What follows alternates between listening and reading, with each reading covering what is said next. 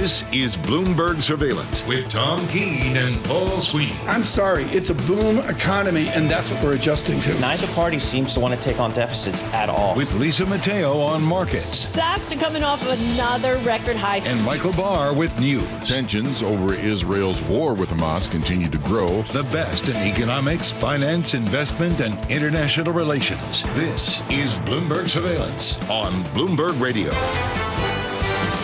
I was wrong. Tom Keene, Paul Sweeney, Michael Barr, Lisa Mateo. Mr. Barr had assignment with the Detroit Lions. I did a semi-log regression on the Bloomberg terminal yesterday and opined that BitDog would get to 100,000 somewhere in the vicinity of November 22nd. Could be today. Can you be that wrong? Today. Could be before we get to Lisa's breaking. Exactly. You know, Bloomberg. Tom, 98,000 for Bitcoin. 98,000. The kids are having fun out there. Good for them. Moonshot, 68,000. You know, up to 98,000. It was 60,000 at the election. So a 50% move. There we are. We say good morning to you, and of course, Bitcoin, not a focus of this show, but look to Alex Steele and Paul Sweeney to add value at the 10 a.m. hour. Green on the screen, John Deere out for those who study for the CFA, always important. Yes. Did you learn that you don't get equipment leasing when you study John Deere accounting? I still don't understand that. But I mean, the U.S. farmer a little bit back on the heels, and so not buying as many tractors as they were back in 21, 22. You think the Zamboni this winter, the John Deere Zamboni? Yeah. The rich people had that in their backyard. Did. It's very cool. Line it up to make some nice. We say good morning. We're out on YouTube. Subscribe to Bloomberg Podcast after your commute from your office, from your home. Welcome. I'm not out on YouTube live chat yet. I will be out there. And we say on your commute across America, good morning, Android Auto, Apple CarPlay, Sirius XM. Good morning, 99.1 FM in Washington. We have rain. Finally. We really need it, seriously. Yeah, seriously. And so it's a good solid soaking here. Hopefully that'll help our friends around this region here. Man, boy, it's been dry. Early good morning, Tracy Alloway and Joe Weisenthal out in San Francisco. Packed audience in San Francisco. Of course, always. For Odd Lots. Yeah, always. That's the way they roll. You need a data check with our Bloomberg Business News from the Interactive Broker Studios. Here's Lisa Mateo. And we've got red and green on the screen. This is over geopolitical concerns and also, yes, that lackluster revenue forecast from Nvidia softened the appetite for tech shares. So right now, Nvidia shares down about 1.5%. We have NASDAQ futures down about 7 points. Dow futures up 0.2%, 92 points. S&P futures up 0.1% or 6 points. We head over to the bond market. The 2-year yield, 4.29%. That's down 1 basis point. The yield on the 10-year, 4.39%, and that's down 1 basis point. To currencies, the dollar takes lower after climbing yesterday. Right now, the Bloomberg Dollar Spot Index is little changed. The yen gaining. And right now, the Japanese yen at 154.50 against the dollar. This is after the Bank of Japan governor said he couldn't predict the outcome of the next BOJ meeting. And then shares of Adani Group, they are down 22% in India. U.S. prosecutors charged Gautam Adani with helping to drive a $250 million bribery scheme. The company denies the allegation. Adani Group also scrapped a $600 million bond sale. To earnings we go. Shares of Deere up about 0.5%. It's 2025 net income forecast missed estimates and lower spending from farmers. And finally, shares of Snowflake up 21%. Sales outlook beat estimates. It also announced that it agreed to acquire Datavolo. That's a startup. It allows easier ingestion for unstructured data. That is your Bloomberg Business Flash. Tom and Paul. Lisa, thanks so much. One of the great things of Bloomberg history is the history of Michael McKee. He's probably our most extraordinary journalist. And he enjoyed, at a young age, being in Reykjavik with Gorbachev and Reagan. And he has some wonderful stories of sort of the loneliness and the immediacy of that moment in Iceland where we talked about ICBMs. Right now, we're going to begin quick conversation with Mark Champion, absolutely definitive on what's going on in the Eastern Front and across to Russia. Mark Champion, when you see ICBM, intercontinental ballistic missiles, to me that was a fiction of cinema and Reagan and Gorbachev. What's the modern reality as Russia uses one? Yes, I mean, the first thing is we still is kind of short on details about exactly what missile was used, etc. But having said that, from what is being said, reported, from what we know, This was a particular kind of ICBM. You're absolutely right. These things, there are a few of them. Both sides, in the Cold War, they had relatively few of these things.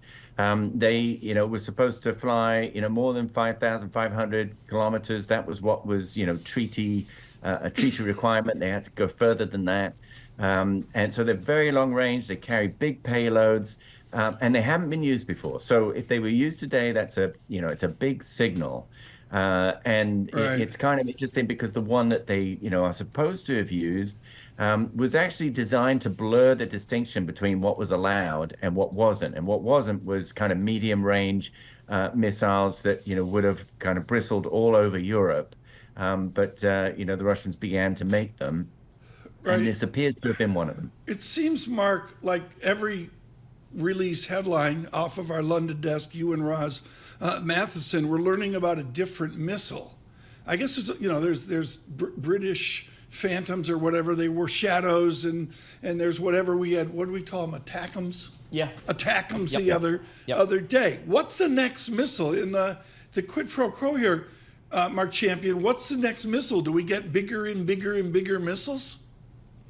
You really don't get bigger than this, and they are entirely unrelated, disproportionate. I don't know how you describe it, but the ATACMS are often described, as long-range missiles. They're not. They're short-range ballistic missiles. They go about 190 miles. These things, that they're supposed to have been used today. This is a massive missile.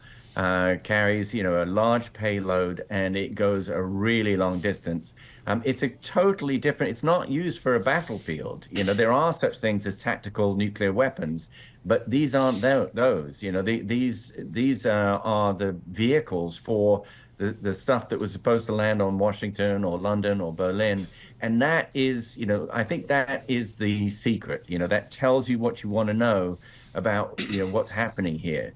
The Russians have very few of these. They're very expensive, so they're not going to start using them regularly. This is a one-off. And B, it is designed to send a signal to say, we are willing to take, risks that you don't think we are. When we make threats on, that we may use a nuclear weapon, we mean it. Right. So they're trying to restore credibility, really, to the threats that Putin's been making since the beginning of the war, that he might go nuclear. Mark, what are both sides doing here? I mean, where are we here? We're 1,000 days into this conflict here.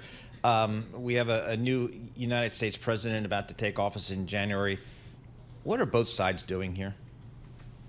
Well, yeah, it's a very, very good question. And essentially, as I see it, what is happening is that you do have a new, it isn't the election of Donald Trump which has made the difference. And it's made that difference because he has made it very clear that he is going to push for an end to the war as soon as he is inaugurated. What that means is each side wants to make sure that when the music stops, they are in a strong position to get the deal that they want, or at least one they can accept. So from the Ukrainian side, they're saying, please, we're not doing well on the battlefield now. Putin thinks he's winning. He's got no reason to negotiate. He's only going to ask for our surrender. So give us what we need to change those facts on the ground now.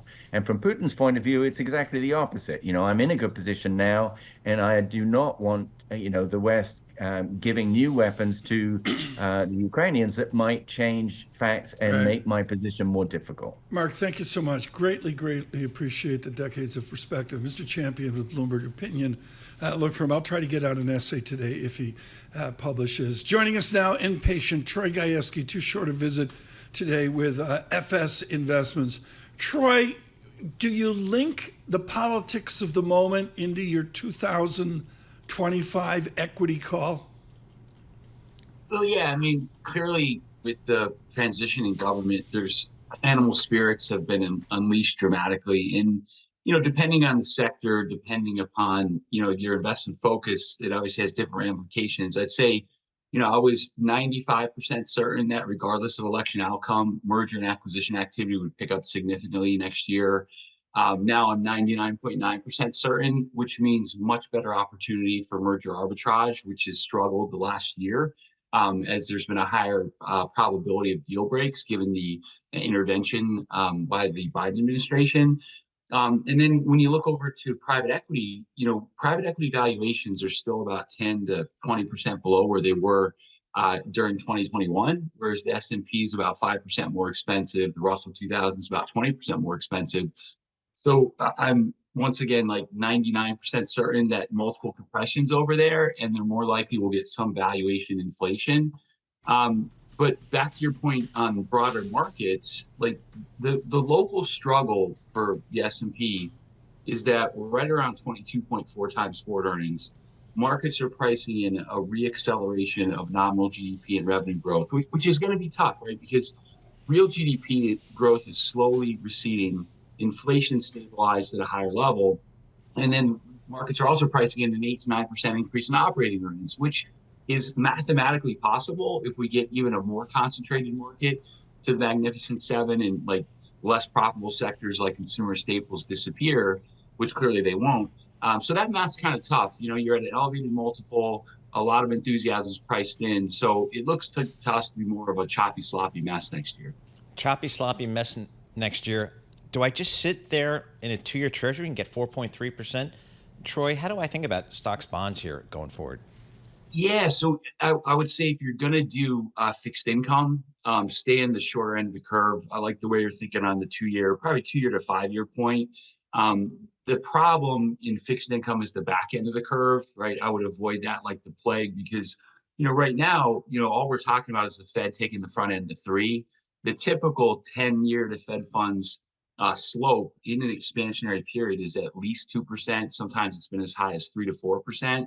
So you not only don't have value in the back end of the curve, you have the potential for a lot of mark-to-market downside.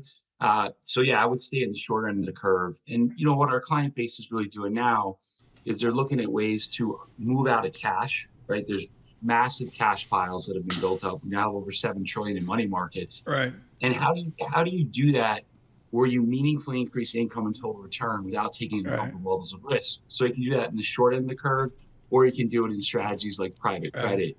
And then if you're too heavily allocated internationally, and you've enjoyed this recent mid-cap rally in the U.S., you can pivot some of that to strategies like middle market private equity. Troy, too short a visit. We look forward to seeing you again soon. And if you are selected as the Bruins' new coach, we'd like the first interview. Mr. Gajewski. I'm a basketball and football guy, Tom. I'll leave hockey to experts like you. Actually, the way the Bruins are playing, they look like it's football. Troy Gajewski, thank you so much with FS Investments as well. Green on the screen. I really don't know what to make about it. I mean, futures up 15. I'm looking at the Nvidia. I was actually paying attention to the Nvidia results last night. I thought they were fine, but get folks out there saying they got to blow away estimates to support the stock. I don't know. I thought they were just extraordinary numbers, but we see the feed coming in. Dan Ives is coming up in a couple minutes from his Sikorsky.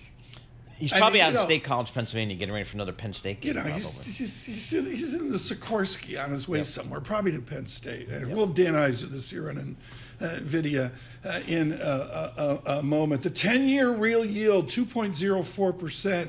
Midland, I'm going to call that. It's sort of the churn to the market with futures up 15. VIX was a 17, right now 16.54. Nice. 54. We're on YouTube. Subscribe to Bloomberg Podcast. Dan Ives did. His entire family did. The family. Wow, did. Got the family plan. Okay. It was great. Cam Dawson's on later. She subscribed. Yep. Michael McKee subscribed. It's amazing. This is Bloomberg Surveillance.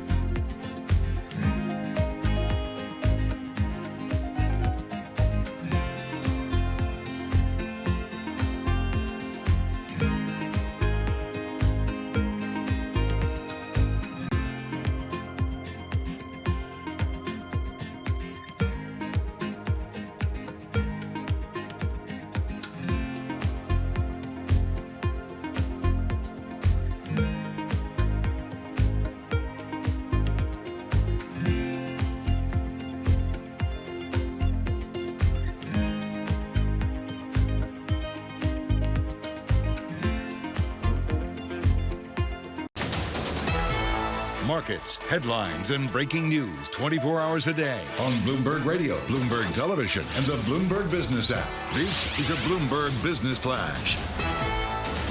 And this Bloomberg Business Flash brought to you by BNY. BNY's expertise and insights can help clients achieve their ambitions. Visit BNY.com. All right, we've got some movement in futures, and this is even after Nvidia's results failed to meet those high expectations. Nvidia shares down about 1%, but now NASDAQ futures up 0.2%. 50 points. We have Dow futures up 0.3%, 166 points. S&P futures up 0.3%, or 18 points. We have the 2-year yield at 4.31%. That's little change. The yield on the 10-year 4.40%, and that is little change. To commodities, we have oil and gold gaining after Ukraine reports that overnight attack. Right now, we have spot gold higher at $2,664 an ounce. We have Brent crude $74 a barrel, WTI crude at $70 a barrel. Over to Bitcoin, yes, closing in on that $100,000 mark. President-elect Donald Trump's team holding talks over whether to create this new White House position dedicated to cryptocurrency policy. All right, we head over to earnings. Shares of BJ's Wholesale Club up 10%. Adjusted earnings per share for the third quarter beat estimates. The company also saying it's going to raise membership fees for the first time in 7 years in January. And a company making news, Alphabet's Google, the DOJ, and a group of states proposed major changes to the company, including that forced sale of its Chrome web browser. Its shares are little changed. For on-demand news 24 hours a day, subscribe to Bloomberg News Now, wherever you get your podcasts. I'm Lisa Mateo. That's a Bloomberg Business Flash. Tom and Paul. Lisa Mateo, thanks so much. Paul Sweeney and Tom Keene. Let's get started here with the futures up 17. Dan Ives joins us from his Sikorsky. It's a 7060 executive Sikorsky. Nice. What's cool is he's got the Corinthian leather in it. For those of you on YouTube, you can see Mr. Ives this morning. Good morning on Bloomberg Radio and your commute. Dan Ives, with what you learned about Nvidia, what does it say about downstream AI? Paul Sweeney spoke to Salesforce yesterday. I spoke to Adobe. To those animals, what does the Nvidia announcement mean? I think it shows the tidal wave of AI spends on the horizon for the software, for the Salesforce, for Oracle, for the Adobes. It just shows this AI tidal wave is now coming. You heard from Godfather of AI, Jensen Nvidia, and now I think it's about this next phase of tech.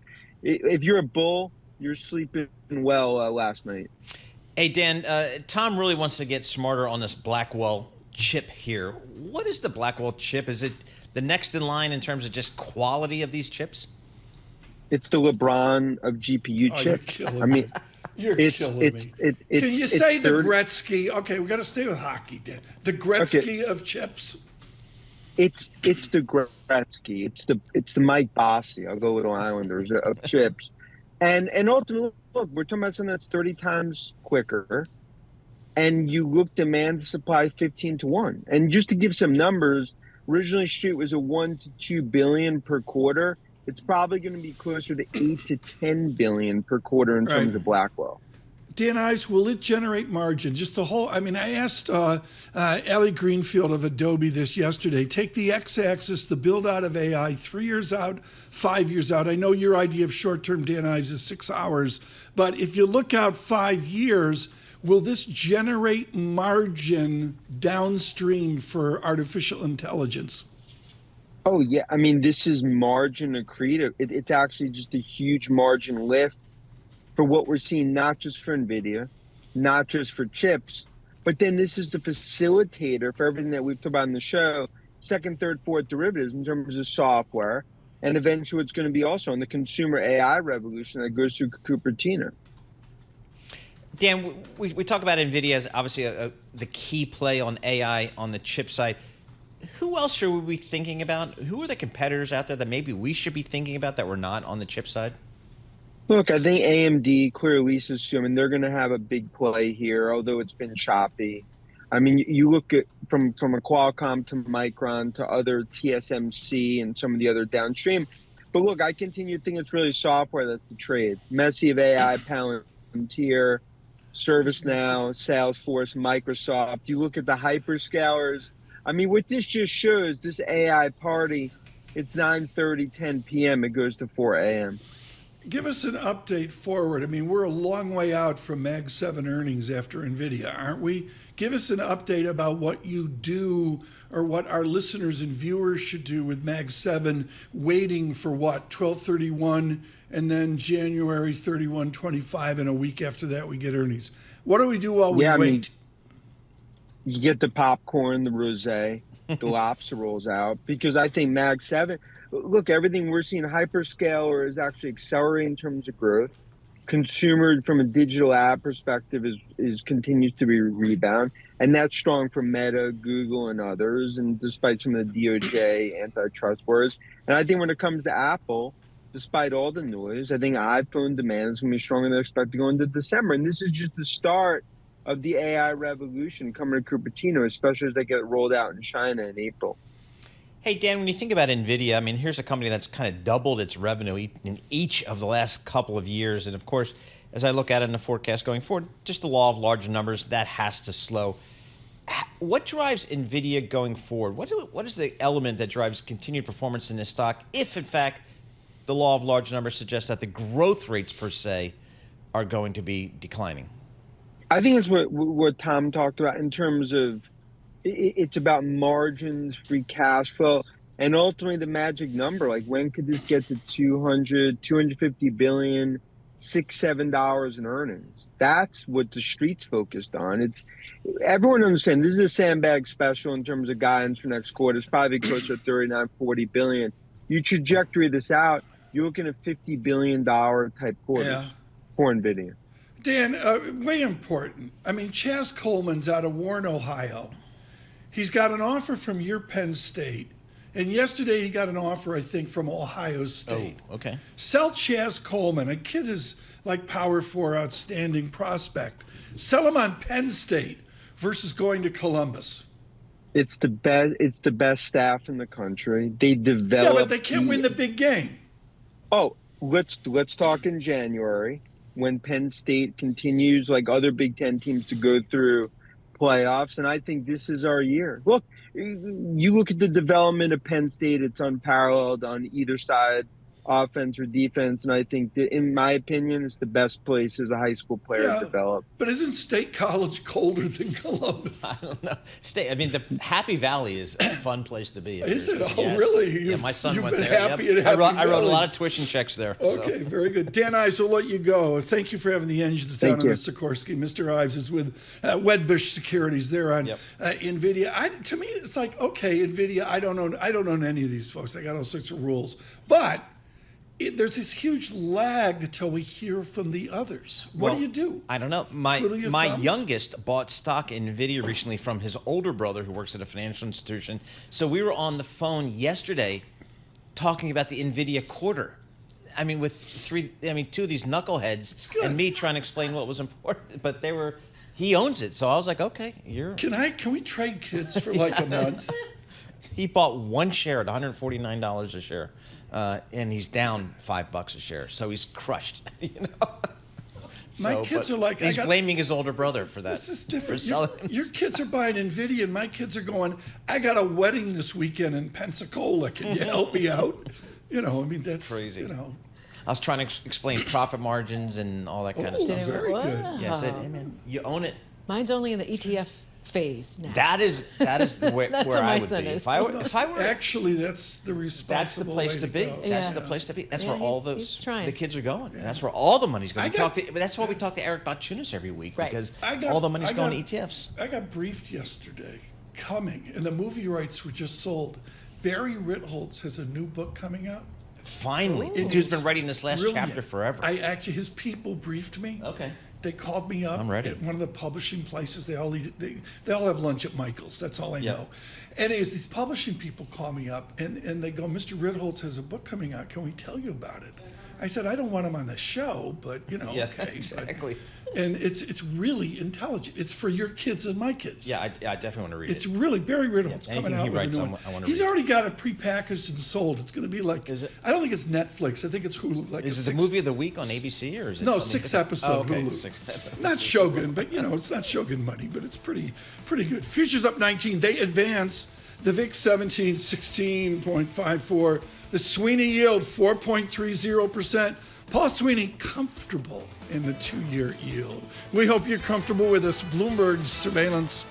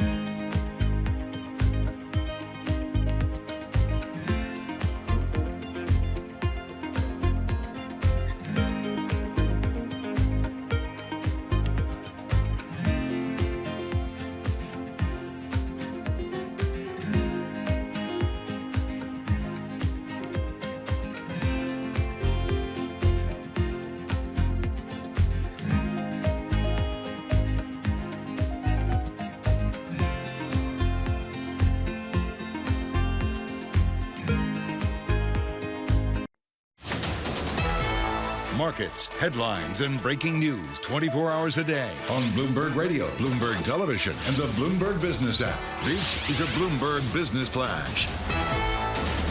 From the Bloomberg Interactive Broker Studio, I'm Lisa Mateo. We've got futures, well, on the mend, and this is after Nvidia's day. Earnings day just didn't quite live up to the hype. It reported another quarter, surging sales and profits, but just wasn't good enough for investors to meet those higher expectations. Nvidia shares right now down nearly 1%.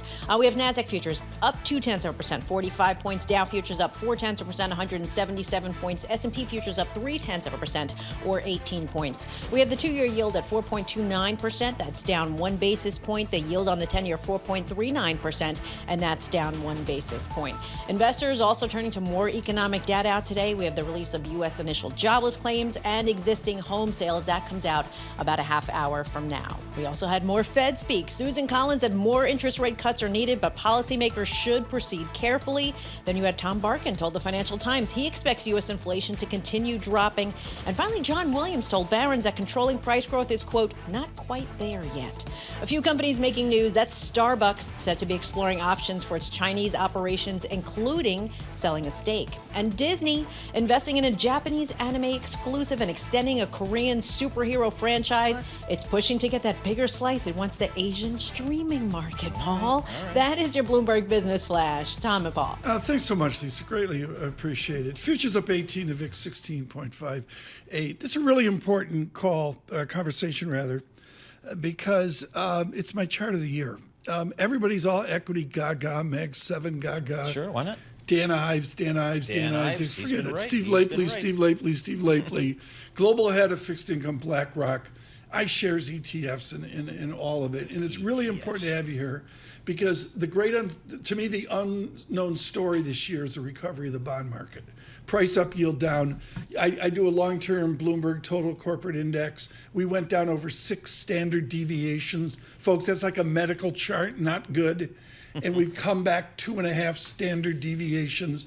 Do we just put more on it? Do we get a total return in fixed income out 12 months, out 24 months? Dare I say to get us back to trend? I do think, look, even with the run-up in yields over the past few months, we're still positive, right? Yeah. The ag's still up, 2% or around 2%. Looking across the spectrum, high yield is returning, over 8%. So there's real opportunity. We haven't seen yields this high in about 20 years. So there's a lot of ways to earn income in this market. I do think we're a little more cautious on duration just because we got a lot of policy uncertainty coming down the pike.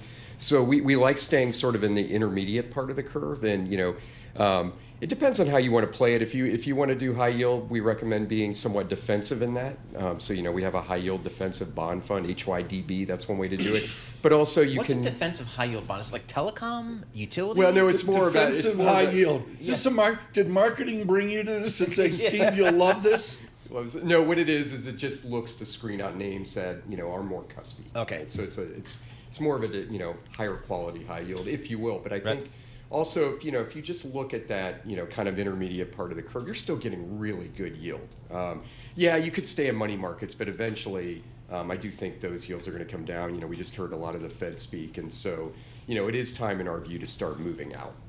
So, just real quickly here, funds flows. How are they looking these days in terms of the high yield space?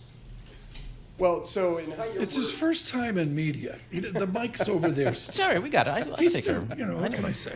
No, we've seen positive flows in high yield, across the industry this year, and so I think. And in fixed income in general, are people just sitting in cash, or are they coming in? They're coming in. Interestingly, you're still seeing solid flows into money market funds, but at the same time, in fixed income as well. So in iShares, globally, we're sitting on $1 trillion in assets under management. $1 trillion in assets under management. $1 trillion. I think I could do your job. I mean, how tough is that? That's amazing. We've taken in about 115 billion globally. About 85 of that's in the U.S. Wow. It's mostly tilted to higher quality, but yeah, we've still seen positive flows. I don't know. Where's that money come from, Tom? Where's it come from? Yeah, where's Larry McDonald? 2 years ago, Lawrence McDonald wrote the essay of the year for me. Where is that money? It's just out there. Yep, It's a wall of money. I emailed his people the other day and I said, would he redux the menu, with the new math and all that. It's a brilliant essay. And now, for the question Lawrence Fink doesn't want me to ask, is Bitcoin cannibalizing your assets? Are people moving from fixed income into the BlackRock success of BitDog? Not that I'm aware of. I think it is part of a portfolio allocation. At least to hold his hand, okay. No, I think for people who have wanted to access that asset class, it does make it, a lot more convenient. And so, some people view it as an alternative in the portfolio. I don't know that it's cannibalizing anything in particular. I think it is viewed as just, something that people will put alongside of equities or bonds or, hard assets like carefully managed portfolio. Exactly. Remember the disclaimers? Yes, exactly. So at BlackRock fixed income, I mean, you can get some real serious yield here today. Yeah. Are people just saying, hey, throw me in the 2-year at 4.3%, 2-year U.S. government treasury, or do they want to take some credit risk? Do they want to go out a little bit more? No, I think people are definitely taking more than just treasury risk. Yeah, treasuries have seen, a significant amount of flows this year, but most, our biggest flows have been into just broad, right? So think ag, think universal. Okay. That has elements, universal has elements of high yield, right? So, people are moving out that spectrum a little bit. Spreads are tight, but people are still doing that. We're busting your chops, but seriously, you sit in a meeting with serious quant guys, and you look at the impact of leverage. The drug out there right now, I make a joke about the triple leveraged all cash fund. Larry said, and Tom, we're not doing it. But the leverage is out there now. Discuss the plus and minus of leverage in capturing coupon. In ETFs? ETFs. Yeah, so I think, we do not currently have that type of an offering. I didn't know that. You don't have a leveraged fixed income We do not. We do not have that type of offering. I mean, we offer, buy rights, right? So, for example, on TLT, you sell calls against that, et cetera. We have interest rate hedge. We don't currently offer leverage. There are levered products that reference our products. So I know there are levered products on TLT as an example. But I think that's just investor preference, right? Obviously, it's a way to, really enhance your view if you want to have a position on long-term treasuries or whatever. It's a speculation. Yeah. Is it appropriate in a retirement account? I think that depends on that retiree's view, but I would say that's probably not the most conservative thing to do for sure. What do you guys at BlackRock think the Fed's going to do here? I mean, I think, look, if you look at the market's saying, 50-50 on the next meeting. Okay. But, I think we generally believe you'll get a cut. The Fed speak lately has suggested that, they want to continue to sort of move down that path. The debate's going to be, let's get that cut and then see where the market or what the data sort of plays out after that. We have a lot of, obviously, policy uncertainty that needs to be clarified in the next several months. And so I think that's kind of our view. BlackRock, again, I'm just tripping over this $1 trillion number of assets under management for your fixed income ETFs. Who's investing with you guys? Is it institutions and retail? What kind of retail? It's all of the above. So, I think the way we kind of look at it, the long-term stickier money tends to be retail. Okay. Right? And it's been, if you think about it, again, we were talking about this a while ago. You go back 20 years, right? You were getting yields at this level back 20 years, but you didn't really have these tools. And so, it's an amazing thing for an individual investor to go out and buy a portfolio of 1,000, 2,000 bonds, right? Yeah, in an that's ETF. exactly right. One That's a final great question, reference. Steve Lapley, and that is, I recall when the spread on an ETF was what we call a Mack truck, or what Charlie Gogolak would call a field goal. Have the spreads have come in now on BlackRock ETFs, traded at firms where you're not run over by the spread, the difference between the bid and the ask? You can trade almost all the products for very, very tight spreads. Like, for example, high yield a basis point wide. See, that's not One fun. basis point? Tom, we used to make a career trading these things back in the day. You can't do that anymore. Basis point wide on, See, on the guys- more liquid products, yeah. Wow. One basis point? One basis point. That's not How fun. does anybody penny make money depending- at that? Yeah, how does anybody make money? Well, you guys Well- do it because you do a gajillion dollars. Yeah, I mean, look, it is the benefit of the wrapper, Right. right? Being able Yep. to trade something like a portfolio of high yield bonds at a penny wide. Amazing. Steve looks the part. I mean, if Mr. Fink goes to Treasury, are you going to join him in Washington? I'm good. You're good. Steve, look, you were good. We'll have you back. It was very informative. Thank you. Seriously, Thank you. folks, this is, as Paul mentioned, this is big money. Wow, Stephen amazing. Lapley, Global Head of iShares Fixed Income at BlackRock. Got some important discussions coming. Yes, but 3 emails. Mateo in the newspapers. It's coming up. Futures up 15 with our news in New York City. John Tucker. Hi, Tom, Paul, and Lisa. The International Criminal Court has issued arrest warrants today for Israeli Prime Minister Benjamin Netanyahu, his former defense minister, and Hamas officials. The warrant accuses them of war crimes and crimes against humanity over the war in Gaza. Ukraine says Russia fired an intercontinental ballistic missile overnight. It's part of a barrage following Kyiv strikes with Western-made weapons. The ICBMs are capable of carrying nuclear warheads. Russia has yet to comment on the alleged missile launch. Ukraine hasn't given any further details on it. The House Ethics Committee has voted to keep its report private on sexual misconduct accusations against Attorney General designate Matt Gaetz. The former Florida congressman was on Capitol Hill yesterday meeting with senators. He was asked for his reaction. I'll be honest with you, I've been focused on what we got to do to reform the Department of Justice. I've been meeting with senators. I haven't been paying much attention to that. Matt Gaetz has denied allegations he paid a 17-year-old girl for sex and took illicit drugs. House Democrat Sean Casten says he'll file a resolution to force a vote that would require the ethics panel to release its findings. Warning, if you have an iPhone, iPad, or Mac, update them. Let's get more from Bloomberg's Gina Cervetti. Cybersecurity experts say you should update your Apple product operating systems right now because there is a security flaw. Apple has just released what it called a zero-day patch. The flaw was uncovered by Google's threat analysis group, which focuses on countering targeted and government-backed hacking. Apple, without giving details, says the issue may have been actively exploited. Downloading the latest update in your Apple settings should fix the vulnerability. Gina Cervetti, Bloomberg Radio. A study into thousands of applications for relief shows public companies whose executives donated to Republican candidates had a higher chance of winning exclusions from President-elect Donald Trump's first-term tariffs on China. Those that gave to Democrats saw their odds fall. The research was led by a finance professor at the University of Buffalo School of Management. Global news, 24 hours a day, whenever you want it, with Bloomberg News Now. I'm John Tucker, and this is Bloomberg. Tom and Paul. John Tucker, thanks so much. Paul, what do you see to year end in your media business? We've got, the Comcast spinoff of various sundry cable networks. We've got the movies coming out. What do you call it, Lisa? Glicked. So it's Yes. Wicked and Gladiator 2, Wicked right? and Glad. We already bought our tickets. For my what? daughter has the Wicked tickets. I bought those for her and her friends, and then my husband and I and my son are going to see Gladiator. Nice. See, there you go. All See, the happening Mateo household, tomorrow. Tom. Wicked That's is all we over need. 2 hours long. I mean, Is it's it? like Lawrence of Arabia. Well, I mean, I don't know. But I mean, again, I think what John, we've seen... no one listening knows what Lawrence of Arabia Maybe it is, exactly. But I mean, I think what we've learned post-pandemic, Tom, in the theater business is if you put something really good out there, people will go in droves.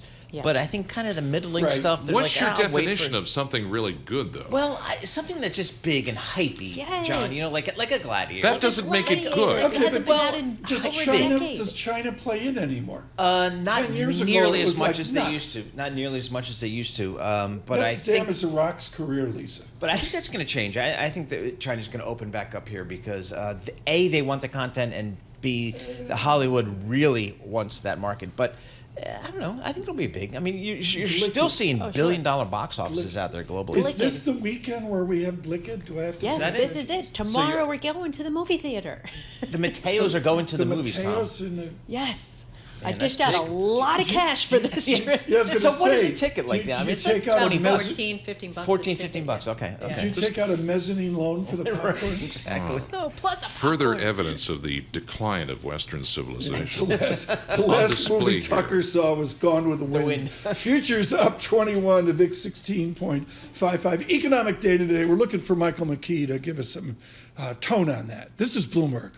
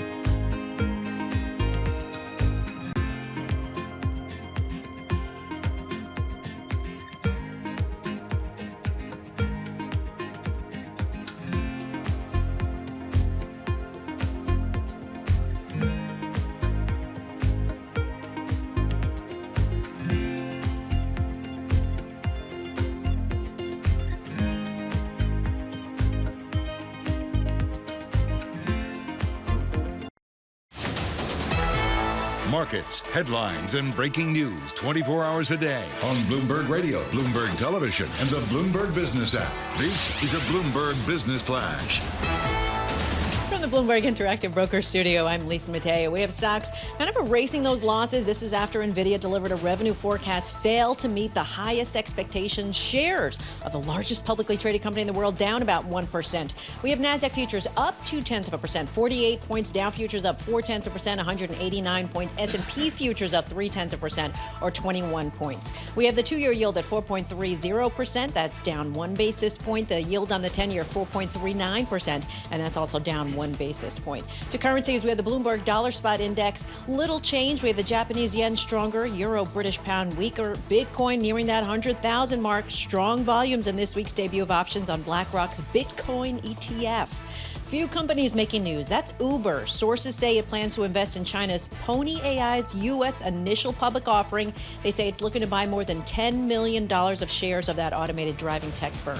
And Apple Pay, other tech firms that offer digital wallets and payment apps, well, they're coming under regulatory oversight from the U.S. Consumer Financial Protection Bureau. That threshold set at 50 million transactions a year. And finally, do you use Clear to bypass security lines? Yes, saw that. Yes, apparently not many people are. Bloomberg Business Week says the subscription service slowing, stricter TSA rules. Also users who say, well, it's just slower than TSA pre-check, so why do I need that? That is your Bloomberg Business Flash. I do use it. You still got to take your shoes off, your belt off. Yes, No. yes. No, you don't have to do any of that stuff. For Clear? No. What kind of? Oh, you probably have the other Clear. Well, See, I'm a there's player. 2 levels of Clear. But There's I mean, 2 levels. See, Clear, I thought was a technology that would make everything better. It's not You a look technology. at your eyes. They try to see if you're sober. But it's just a question of how many staff do they have at the line. If they have a lot of staff, you get through very quickly and it's worth it. If they don't have a lot of staff, sometimes they don't. It's not worth it. So it's not a technological breakthrough. it's just I don't know. But anyway, I do pay for it. And I do the it. technology today, do we still have to take our shoes off, or this is like, remember you could use your cell phone on the airplane because the airplane was going to crash, and then there was some report. I don't know. I like it because I can get into Yankee Stadium faster too. Yes, that's good. With Clear? With yes, Clear, yes, that's exactly right. I did not know that. So I can go to Fenway Park and see Chris Sale and get through quicker and clear. Yes. That's a Boston joke. Good morning, 92.9 FM is well. Yep. I mean, there Newspapers? we are. I know. No, I know. I'm organized. I mean, come on. I'm not thinking clearly. We have Chris Sale. He's hurt. We trade him or whatever we did, and he wins a Cy Young Award for the Ted Turners. You got to be kidding me. Jane Fonda had a good morning. Your daily look at the newspapers. Let's do it. Now, a look at the front pages. What's making news around the world? Your daily roundup of today's headlines from major publications. You better not have Chris Sale in this, Lisa. I'll tell you that. Your daily look at the front pages of Lisa Mateo Hour Anticipated is brought to you by Interactive Brokers Trade. Over 10,000 U.S. stocks and ETFs, U.S. equity index options, U.S. treasuries, and more on your timetable. Learn more at ibkr.com/around the clock. Lisa Mateo. Okay, it's the end of the year, right? Accounting departments racing to close the books, so they have all these expenses to go through, and they got to get them through. So now what they're finding out is a lot of workers are pushing the limits with those company credit cards. They're finding things. They're telling the Wall Street Journal people are buying things like Christmas gifts, jet skis, cruises, plastic surgery. They're even charging their monthly mortgage payment because they're disguising the lender as a business vendor. So this is kind of coming under scrutiny now as, the end of the year. Like, people are under the gun, so they're trying to rush these things in. Would not allow this, I don't think, here at Bloomberg. He would not. No. All right. Interesting. No. I mean, I know people got like some of these spending accounts and they got to flush the money before they lose it and all that kind of stuff. Okay. I had a beverage of my choice once with the evil Laura. She's in charge of all of our auditing, and she told me a couple stories. I mean, Laura told me, and she said, "Tom, you're competing." Yeah, exactly. Next, it's out of hand. No, seriously, it's and we're like everybody else. We monitor it as We do. So yesterday we talked about the Comcast spinoff, right, of the cable channels. Yes. And Paul, it's funny because you and Alex and I were talking about this. What about these MSNBC staffers? Like, they're going to start to be in a panic. Well, sources actually telling the New York Post, MSNBC started Rachel Maddow, Chris Jensen, Katie Torr. They had this tense meeting at 30 Rock, led by NBC Universal Chairman Mark Lazarus, who's going to lead the company. And they say staffers, they're fearing layoffs. They just want to know, is it going to change the logo, the name, the headquarters? Oh, I see. Lazarus said that he just wasn't sure. Great. So it Good wasn't answer. like a good sign. No. But it's just MSNBC, since the election, their ratings have been tanking according to Nielsen. And people, MSNBC, CNBC, they cross-use a lot of reporters. There's and the financial side, which is always interesting. But the editorial side will be very, very interesting. And the heritage, going back, pushing 30 years, back when it was Microsoft NBC. I mean, there's a lot of heritage here. Yep, absolutely. I mean, again, you just think kind of where the country is these days. Where is MSNBC and its editorial background? Where does that kind of stand up? And again, it's a standalone company. You can't hide behind the Comcast broadband and cable television numbers. Fascinating. And of course, we're all looking at this, folks, on the island of Manhattan. I mean, it only focuses on 3 zip codes. Right. There's a zip code off Sunset Boulevard and here in New York. Next, Lisa. All right. If you're going shopping, New York City's Fifth Avenue, it is no longer the world's most expensive shopping street. Really? Okay. This is according to a new list from Cushman & Wakefield.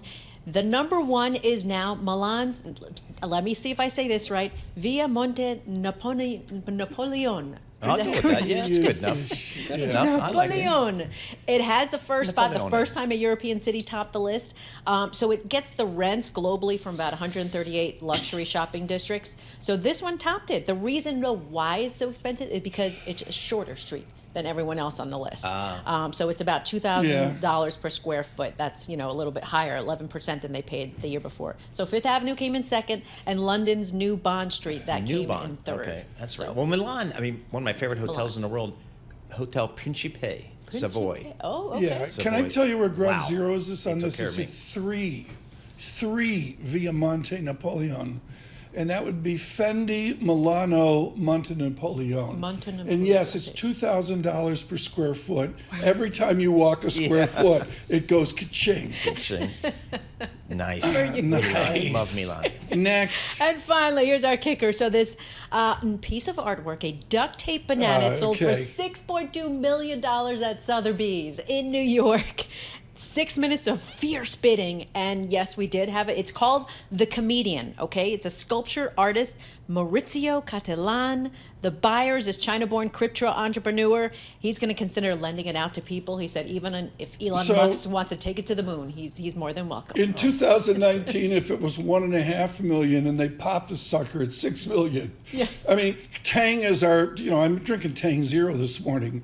But, if you were to duct tape an orange onto a wall, I mean, that's got to be worth $800,000. And you have done it. Right? I love our YouTube viewers who can actually see it right behind full you. disclosure, folks, Mr. Bloomberg, with his wonderful philanthropy, is expanding out on Madison Avenue to the Gagosian Gallery building, which is, it's right across from the Carlyle. It's a spectacular building, and Mike and the architects are doing it justice. And I think it's some of those galleries in Gagosian's building. I mean, I'm sorry, the orange tape to the wall. Yeah, I mean, look at this. Folks on YouTube, Tom, we have an orange tape to the wall in homage to the banana. What do we get for the orange, do you think? I mean, it's called Still Tang. What can we get? It's a still life. I just want to know if it's the same banana from 2019.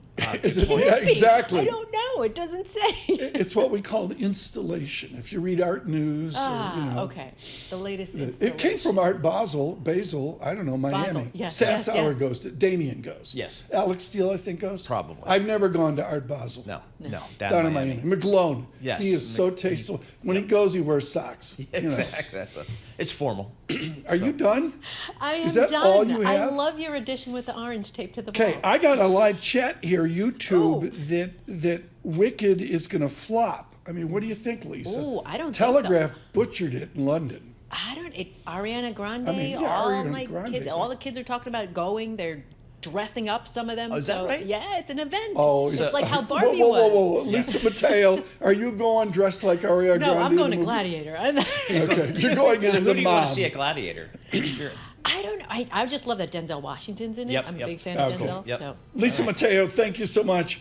Our newspaper segment, anticipated. Futures up 12. What do you do? Paul had a tantrum yesterday. We need more New Jersey. Good morning.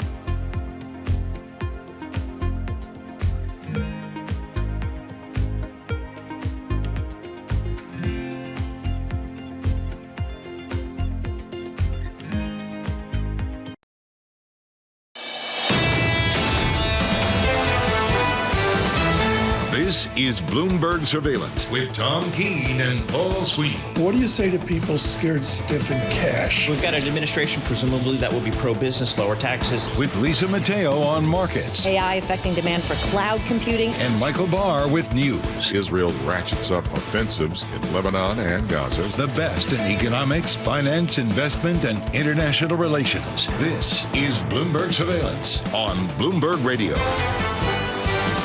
Good morning, everyone. Paul Sweeney, Tom Keene, Michael Barr, Lisa Mateo. Coming up in moments, working with President-elect Trump in the Oval Office, a conversation with Gary Cohn. Of course, associated for years with Goldman Sachs. Mr. Cohn working in the first Trump administration in conversation with John Farrow. We'll have that here in a moment. Bloomberg Surveillance this morning, we're brought to you by Cohn-Resnick Advisory Assurance Tax. Is your business future ready?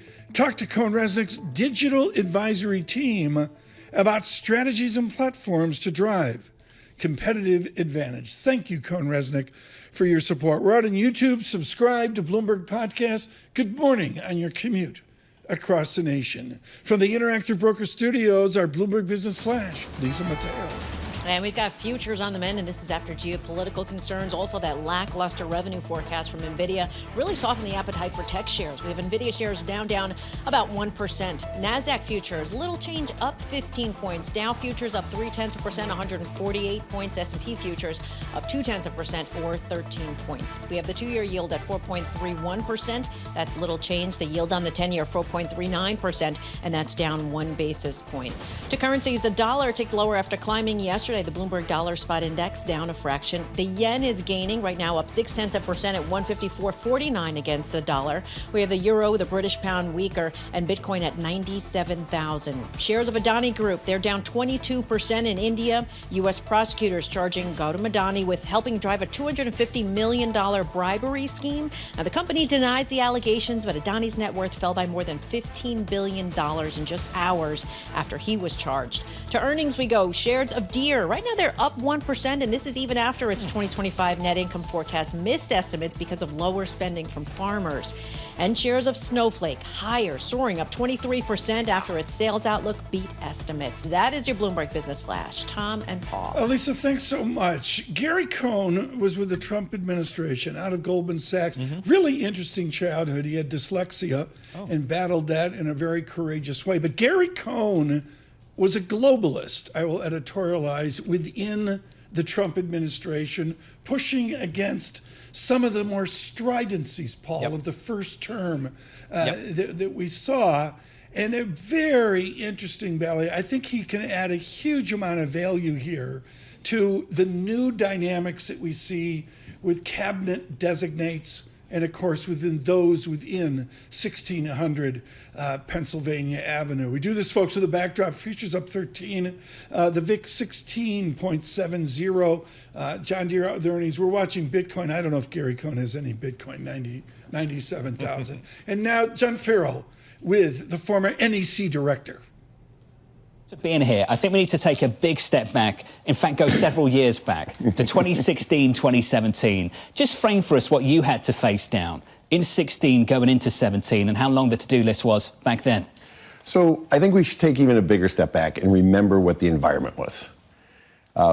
If you go back to the economic environment as we were going through this exact period, we had a environment where we had just barely started to come out of the Fed's zero interest rate policy, quantitative easing, and a decade of Fed articles, will there ever be inflation again? We were just starting to turn that corner. We had come through an Obama 4 years or 8 years of basically saying, there's been a very tough business environment, highly regulated. How do we get business re-engaged? And Trump won this victory. It looks very similar to where we are today, except, Fed funds were 76 basis points back then. They're 4.5% today. National debt was about $20 trillion. We're at $35 trillion right now. So we're in a pretty fundamentally different place. And then as you look where we are today, not only have we a pretty decisively different position in rates and debt, I think the president-elect is walking into an environment with that high interest rate environment where housing prices have gotten really out of touch for most Americans, and there's a real push to try and make housing more affordable.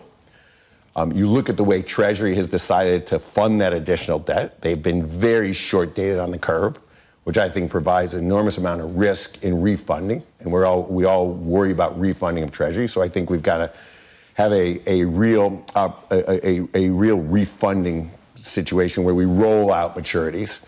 You know, I remember talking to the president like 8 years ago about doing a 50-year and a 100-year. I still think we should have done a 50-year and a 100-year when rates were low. And then you think about the situation with state and local governments. State and local governments were not in great position 8 years ago. Now think of what's going on with the migrant population, how much money some of these cities and states have spent on immigrants.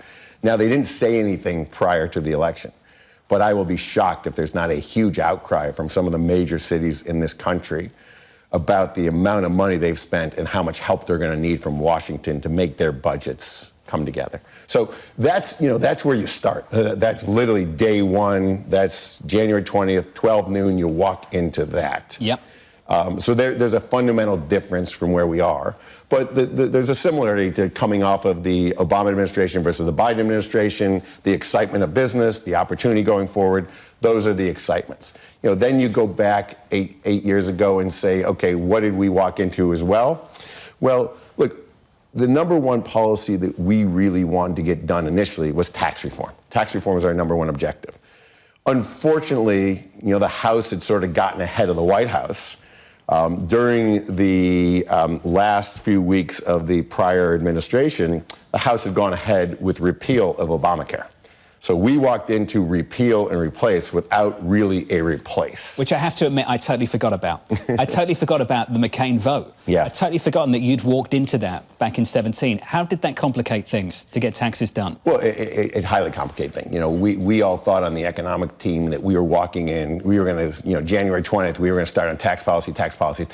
I think all of us got thrown into healthcare, trying to figure out healthcare. None of us were really healthcare experts. None of us had been doing work on healthcare for the prior 3 months trying to get ready to walk in. We'd all been working on tax policy and trying to figure that out.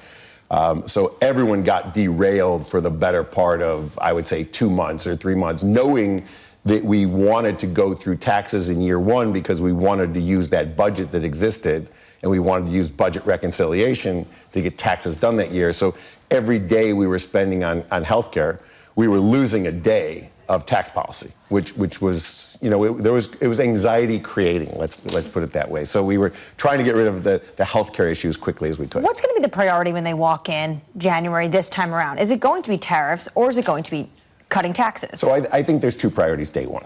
On the economic side, and you'll argue there's both economic. I think it's going to be taxes because, again, you've got a deadline. Remember, the personal side of the tax policy ends at 12 midnight, December 31st, 2025. So there is a forcing function. And Washington operates really well with a forcing function. They need deadlines. They need deadlines. They're like journalists. Well, I don't know about journalists, but I know about Washington. They need a deadline. There is a hard and fast deadline. Now, look, they could extend it, but that would be another act of Congress to extend it. So they have a firm deadline in place. So number one thing on the, I would say, the economic policy front is they're going to deal with taxes. Number two is, I think, simultaneously, we could argue this is economics as well. They need to deal with the immigration policy. You know, I think we will see Trump come back to many of the executive orders and many of the policies that he had going out on January 20th. He will reinstate all of those policies to shut the border and at least stop the flow of illegal immigrants into the United States. So I think they will work on both of those simultaneously. I do think there will be some tariff policy going in there as well. And I think the tariff policy that will be relatively easy for them to go on is to tariff things that we are currently manufacturing in the United States, where you would put tariffs in place to protect jobs and protect the products that we are currently making in the United States. Okay, so if personnel policy, we have 2 out of the 3. We have a border czar, he's announced, and we also have Howard Lutnick going over as to commerce. What is going on with the Treasury pick? We have three men who I've been told the president thinks are of high caliber: Scott Bessent, Mark Rowan, Kevin Warsh, in Palm Beach yesterday, having these conversations with the president. You know how he operates. Why is this pick taking so long if he ran an economic agenda campaign? So I think you just answered a little bit. He ran an economic agenda campaign. This is in his opinion, this is one of the most important, if not the most important pick he is going to make. So getting it right is important. I'll also remind you something. We'll go back to 8 years ago. The economic picks were made the week after Thanksgiving. I was hired the week after Thanksgiving. Mnuchin was put into his job the week after Thanksgiving. So the transition team is a couple weeks and probably a month ahead on most of the picks. So, we've all got this anxiety because, look, this is a second-term president, so he knows how to get stuff done quickly. But if you think of what happened 8 years ago, those picks were made in the last week of November, first week of December, and we were all ready to go in our chairs, in place by 12 noon, January 20th. So there's plenty of time to get it right. And I think the president-elect knows, getting the right person is more important right now than getting the pick done today or tomorrow. Do you think it's a name that I have not reported on? Look, I'm not involved in the process. I think the president will put any and every name that he thinks can do the job well on the list, and he will choose what he thinks is the best person to do the job. Do you think it's feasible for President-elect Donald Trump to achieve his goals of the tariffs that he's put out there while acquiescing or creating some calm in the bond market? Look, we will see what actually happens in policy. As I always remind people, what you say to get elected and what you do in actual policy are two different things.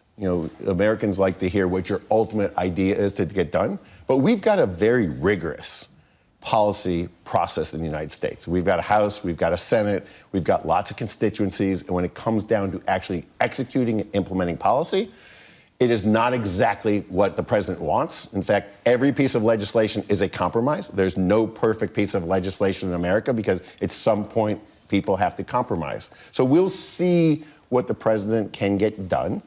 I think we're all confident there'll be something on taxes. We're 100% confident there'll be something on immigration, and there'll be something on tariffs. But again, each of these will be a compromise. No one is going to get 100% of what they want. I guess the reason why people are so interested in the Treasury pick is because people want to understand what that compromise might look like, and the individual might give some insight into that. Do we have a sense, and will this sort of be the ultimate test for you, how much Congress pushes back on some of the picks that have already been announced that are controversial even among Republicans? Will that be sort of a test of just whether the checks and balances will work at the same time when a lot of people are saying this time is different and that this president-elect actually has something of a mandate that is very different than in 2016? I think every Congress and every president, when they come in and they put their nominations through and they go through the consent process, it's different every 4 years.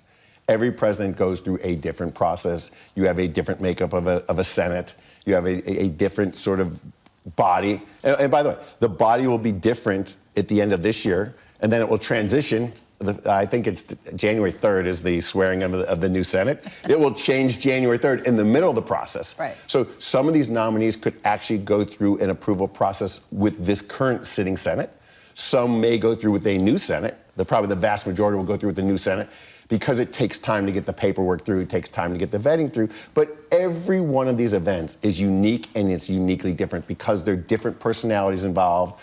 There's different people went through different elections. Yeah. Certain states changed. They became redder. So the senator may or may not be more comfortable taking a certain point of view. So you literally have to watch each of these as an individual, unique event. So you did mention the financing of the deficit, and that's very interesting to me, especially at a time where you talked about the short-term nature of a lot of the financing. Do you expect that to change, for there to be a lot more longer-dated issuance, regardless of where yields are at, with the next Treasury Secretary, whoever that may be? Look, I think it's really prudent risk management to start elongating the debt of the United States and not have to live off very large short-term auctions and not have to live off a short-term demand for treasuries. Look, we're always worried about financing the deficit and what could happen. Like, as a person that grew up as a risk manager running a large balance sheet for a large percentage of my life, you would want to de-risk that. How do you de-risk that from a treasury standpoint? You roll out maturities as long as you can, so you cut down the amount that you have to fund at each of these auctions. So I would think that this administration would want to get that done and roll out maturities. Gary, we'll continue that conversation in just a moment. John Farrell, thank you so much. And Anne-Marie Horton, there were some piercing questions as well. Lisa Bramowitz as well. Sure. Futures advance up 18, the VIX 16.60, but we need a complete Bloomberg Business Flash. Here's Lisa Mateo. And we've got a lift to the markets. That was thanks to strong results from the Snowflake, really helped spark those software stocks. Also, that follows Nvidia's results that really failed to meet those high expectations. So we have Snowflake up 23%. Nvidia shares actually on the mend, down about 0.2%. They were down as much as about nearly 2%. We have NASDAQ futures up 0.2%, 47 points. Dow futures up 0.3%, 163 points. S&P futures up 0.3%, or 18 points. We have the 2-year yield at 4.36%. That's little change. The yield on the 10-year, 4.39%, and that's down 1 basis point. To commodities, oil and gold gaining after Ukraine reports an overnight attack. We have spot gold higher at $2,667 an ounce. Brent crude $74 a barrel, up nearly 2%. WTI crude at $70 a barrel. We have Bitcoin closing in on that $100,000 mark at around 97,000. And we go to earnings. BJ's Wholesale Club up 5%. Adjusted earnings per share third quarter beat estimates. And here's the thing, the company also said it's going to raise membership fees for the first time in 7 years starting in January. And lastly, company making news, Alphabet's Google, DOJ, group of states proving some major changes to the company, and that includes a forced sale of its Chrome web browser. For on-demand news 24 hours a day, subscribe to Bloomberg News Now, wherever you get your podcasts. I'm Lisa Mateo. That is your Bloomberg Business Flash. Lisa Mateo, thank you so much. Joining us now, Cameron Dawson with New Edge. You're thrilled that she could be with us. She's got a 2-page executive summary into 2025. Sweeney this weekend reading her 60-page deck. No, I never had decks. I'm going with the 2-page summary. That's what I'm going with. What was the black stuff? Remember before Xerox, there was, I can't remember. Mimeograph. Mimeograph. There you go. Boom. Cam has no clue what we're talking no about. clue. Thumb up or thumb down on a sustained bull market, and why? This is still a very powerful uptrend that we have been in. The question is, does that kind of low volatility uptrend continue into 2025? We think we still get positive returns in 25, but nowhere near what we've gotten over the last 2 years. Single digit is what the adults say? Mid to high single digits at best. Effectively, it is your earnings growth and not much else, meaning valuations are already so but high. That's normal. It is normal. Yeah. And I think that it's normal in the sense of that we have to have some time to grow into these high valuations. So we wouldn't be surprised to see a more sideways choppy market in 25 that looks like 2015 or 2018. If you remember those years, we didn't go very far, and there were opportunities for buying opportunities when we had sell-offs, and certainly times to be disciplined when the market rallied. What did you make of, we're kind of wrapping up this earnings season. What did you take away from this earnings season here, and maybe some of the guidance we heard from some of these companies? Well, that these companies are still optimistic that you are going to see better growth as we go into 2025. I think that is the key question. If you look at the composition of earnings growth, what the market has baked into next year is a big recovery in the 493, meaning that those non-Mag 7 names are expected to stage a huge recovery up to about mid-teen growth next year. I think that's a big wait and see. That's the show me story, because you have a lot of big expectations that are baked in already. What's the most important chart, seriously, in your 60-page deck to come? What's a chart that Cam Dawson's showing to people to say, just shut up, this is the chart that matters for next year? Am I allowed to have two? Yes, because you're a friend of the show. Yeah. So the control room says yes. Yes. So the first chart is look at 2025 earnings estimates. They have diverged from prices. Right now, you're cutting earnings estimates for 25, but stocks continue to soar. If that continues, that is an underlying kind of weakness or fragility in the market. Next. The next one is allocations to equities in individual stock accounts. So the AAII allocations to equities. Wow. Here's what you find. They are highest when the market is at its highest and lowest when the market's at its lowest. We have not gotten over those human emotions of greed and fear. So we're getting back to the point that we're near 20-year highs in those equity allocations. So it raises the question of how much more money is really going to be drawn into this market. Saw the Nvidia numbers last night. I thought they were great, but it raises the question, are tech estimates too high? Mm-hmm. And is that a risk to the market? One of the interesting things in the Bloomberg intelligence forecasts for 2025 is that they Who built out the department? Who built out the department? Okay, good. Is you have a big acceleration in tech earnings next year from 14% this year to 27%. But here's the catch. Nvidia earnings are decelerating materially, the largest tech name going from 140 just to 50%. Apple's not going to have a big acceleration. You're not going to see a big acceleration from Microsoft. So it's everything else that's supposed to accelerate in a meaningful way. I think that warrants some of our questioning. So this is your single-digit caution here, going away from the euphoria. We've got a guy here, I don't know if you know him, Michael McKee, who does economics. And the way, the other day McKee talked to Collins and to Goolsbee back to back. How do you dovetail Fed dynamics in McKee's world of economics into a single-digit equity call? Well, certainly this expectation that we think the Fed is not going to cut as much as they think they're going to cut. The current dot plot has them cutting 100 basis points next year. We think if this economy remains resilient, that there simply isn't room for them to ease policy that much without the risk of them effectively throwing lighter fluid on a fire of speculative behavior, kind of like what happened with Greenspan in 1998. You cut rates 3 times and you get the massive bull run in 1999 through 2000. So we do think that the Fed is not going to cut as much because the economy simply is not in need of those emergency cuts. I stood on Comm Ave in a restaurant somewhere in the vicinity of what Cam Dawson was just talking about. And Paul, you could feel the giddiness, the supercharged giddiness 3 years before it blew up. Those are good years, very good years. Cam, we have a new administration. I think we're getting lower taxes. Do I just raise my earnings estimates because I think I'm getting lower corporate taxes, and does that lift the market? Is that kind of what we've seen right after the election? I don't think that the market is yet ready to price in those lower taxes, only because there's a big question of can you really get big corporate tax cuts when you already have to be negotiating those $4.7 trillion of taxes that are already expiring. Right. Okay. So how do you get even more at the same time as you have a very, very slim majority in the House? So it's not a given that we get down to 18%. Can you take a Trump trade, as it's called, and can you take it out to a more buoyant nominal GDP that folds back into a better revenue stream than anybody's looking for? I think that there are puts and takes. And so the buoyant revenue stream is one where people feel better, that old Soros principle of reflexivity, where it becomes a self-fulfilling prophecy. My word, we're going to have Popperian theology here in a moment. We're going all London School of Economics here. Continue. Well, this idea is that if we feel better, if the sentiment surveys, we think the PMI surveys are going to rebound, you're going to see better University of Michigan. Does that cause people to spend more money and feel a little bit better about the outlook? The offset to that is tariffs. We think that that is a big wild card, that will weigh on overall growth and demand if you see broad tariffs get applied. So there could be this put and take next year where, yes, people are feeling better because of this idea of deregulation, but it gets offset with tariffs. Fixed income, do we take any credit risk, or we just clip our 2-year treasury at 4.3%?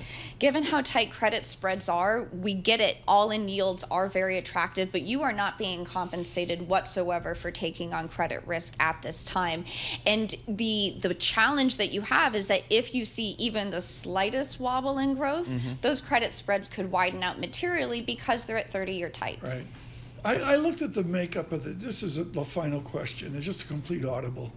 I've never seen the Dow math more messed up than it is now. Goldman Sachs has an 8% weighting, and there's 4 or 5 stocks under a 1% weighting.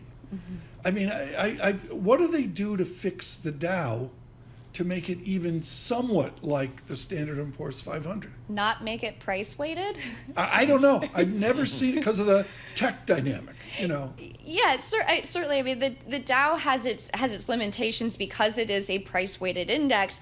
At the end of the day, though, it tends to track a little bit more of the value part of the market. Remember, the Dow did better than the S&P 500 in 2022 because you saw value do better. So a big question for 2025 is, does value have its time in the sun? I got 30 seconds. Your answer on that. Is it a value 2025? Or are we on growthiness? We're not ready to make that call. Growth earnings continue to significantly. I reserve the right to change my mind, though. It's tough to make a value stock I think call. she's trying to come back in December is what she's trying to do. Anytime, Kim Dawson, anytime thank you she so wants. much. Greatly Anytime appreciate she it. wants. With New Edge. And a lot going on there. I mean, there's a lot to unpack there, folks. What would Yardeni say? We're into year 3 or even year 4 off the October. I mean, Ben Laidler. We got to get Ben Laidler on here. Come on, Ben Laidler's got it. Oh, December. Okay. Okay. But he's got an 80-page PowerPoint. Yep. But Laidler would go back to Christmas Eve of 2018. Right. Through the pandemic. Sure. And all that. Made It's a bull market. You see it with futures up 22. The VIX 16.46. We're on YouTube. Subscribe to Bloomberg Podcast. This is Bloomberg Surveillance.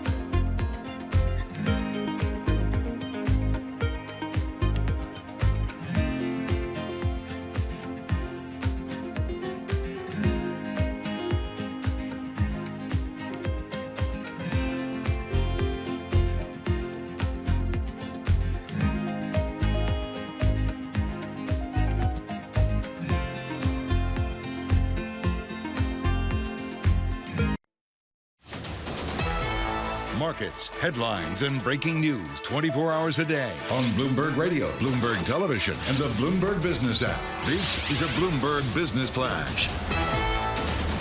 And we are moments away from more economic data. We have initial jobless claims for last week coming up in just a few moments. Now, ahead of that, right now, we have NASDAQ futures up 0.3% or 70 points.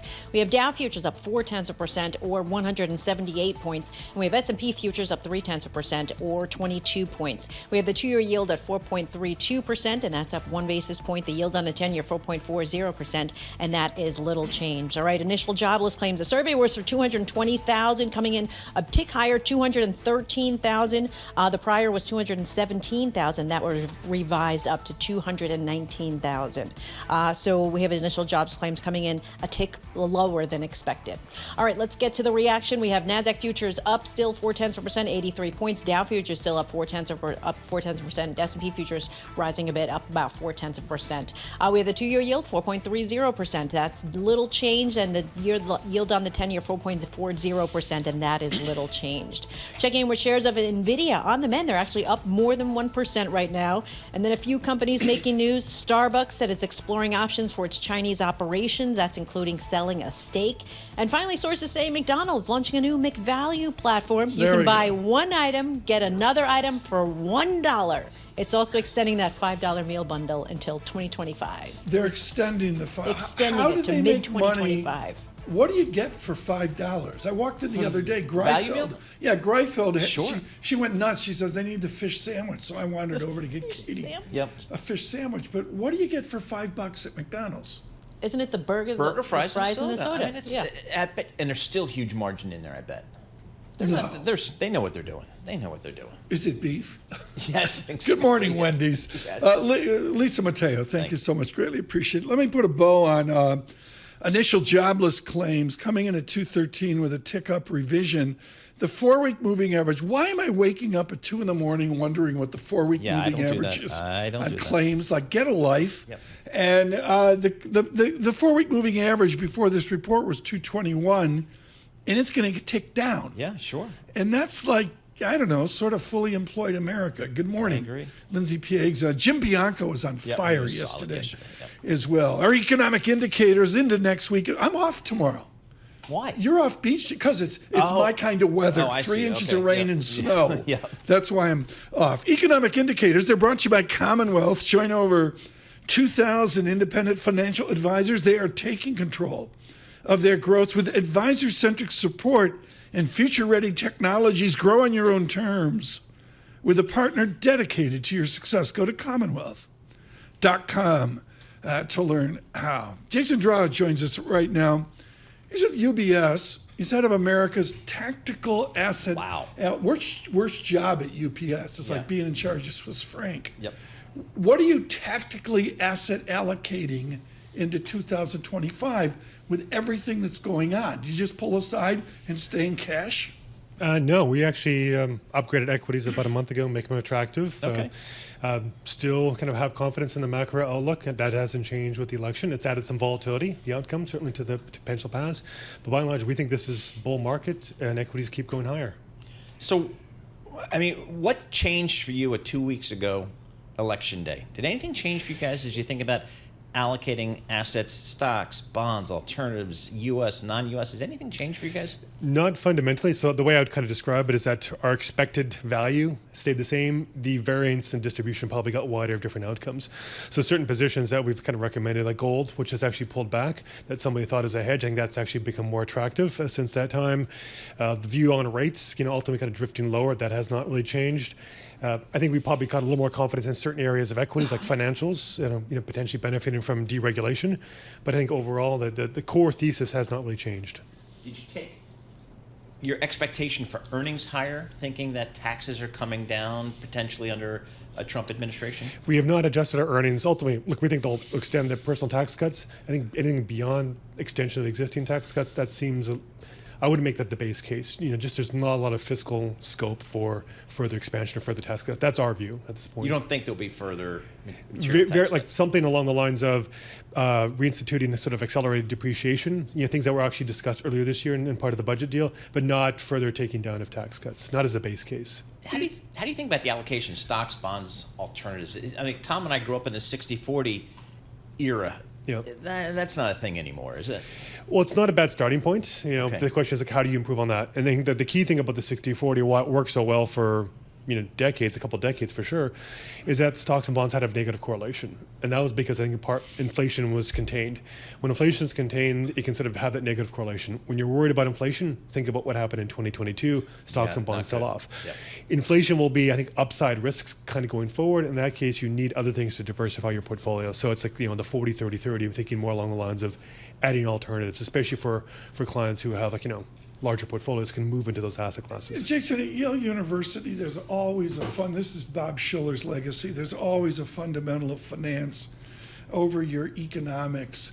What's the track record of rebalancing in asset allocation in recent years? Granted, we've had 3 once-in-a-lifetime events, but do you still have a theoretical confidence in rebalancing, or do you tilt more to a longer buy and hold strategy? Well, rebalancing on a regular basis, becomes a little bit more systematic. I think that the data would show that actually adds value. Like there's a rebalancing alpha, so to speak. I think where the tricky part comes in is that markets move very fast, and now they move very quickly. I think about what happened in the summer when the S&P was down almost 10% in about 2.5 weeks, and then it almost fully recovered in 2 weeks. So the question is, do you rebalance then or not rebalance? I think that's kind of complicated matters, but conceptually, I think rebalancing is adds value over time. You guys have a S&P price target of 6,600. Tom likes these round numbers by December 2025. Is that earnings driven, multiple driven, a little bit of both? It's mostly earnings driven, because Okay. think about where we are right now. It's roughly 6,000 if we open up where the futures are. 10% upside. We're looking at 8-9% earnings growth. So, and the risk I think is probably that number might get taken higher. Multiple basically stays kind of constant, give or take a little bit. So it's really mostly an earnings story for next year. Are there sectors that screen better for you guys here at this point? Like a lot of folks are saying, if we're going to get some of this pro-economic agenda, maybe some deregulation, maybe some taxes. I want to be in cyclicals. Do you kind of fall into that camp? Or are you saying, I'm just sticking with my technology names? Well, we like technology. We still think that's a secular story, but it's kind of agnostic to some extent of the policy outcome. That's what makes it attractive. On the cyclical front, I think financials, that's one of our attractive sectors, and you can kind of multiple reasons why. Deregulation or less sort of onerous regulation, that will kind of come down the pipeline, likely. A pickup in corporate activity, M&A, IPOs, again, so certainly the big money center banks, definitely should benefit from that.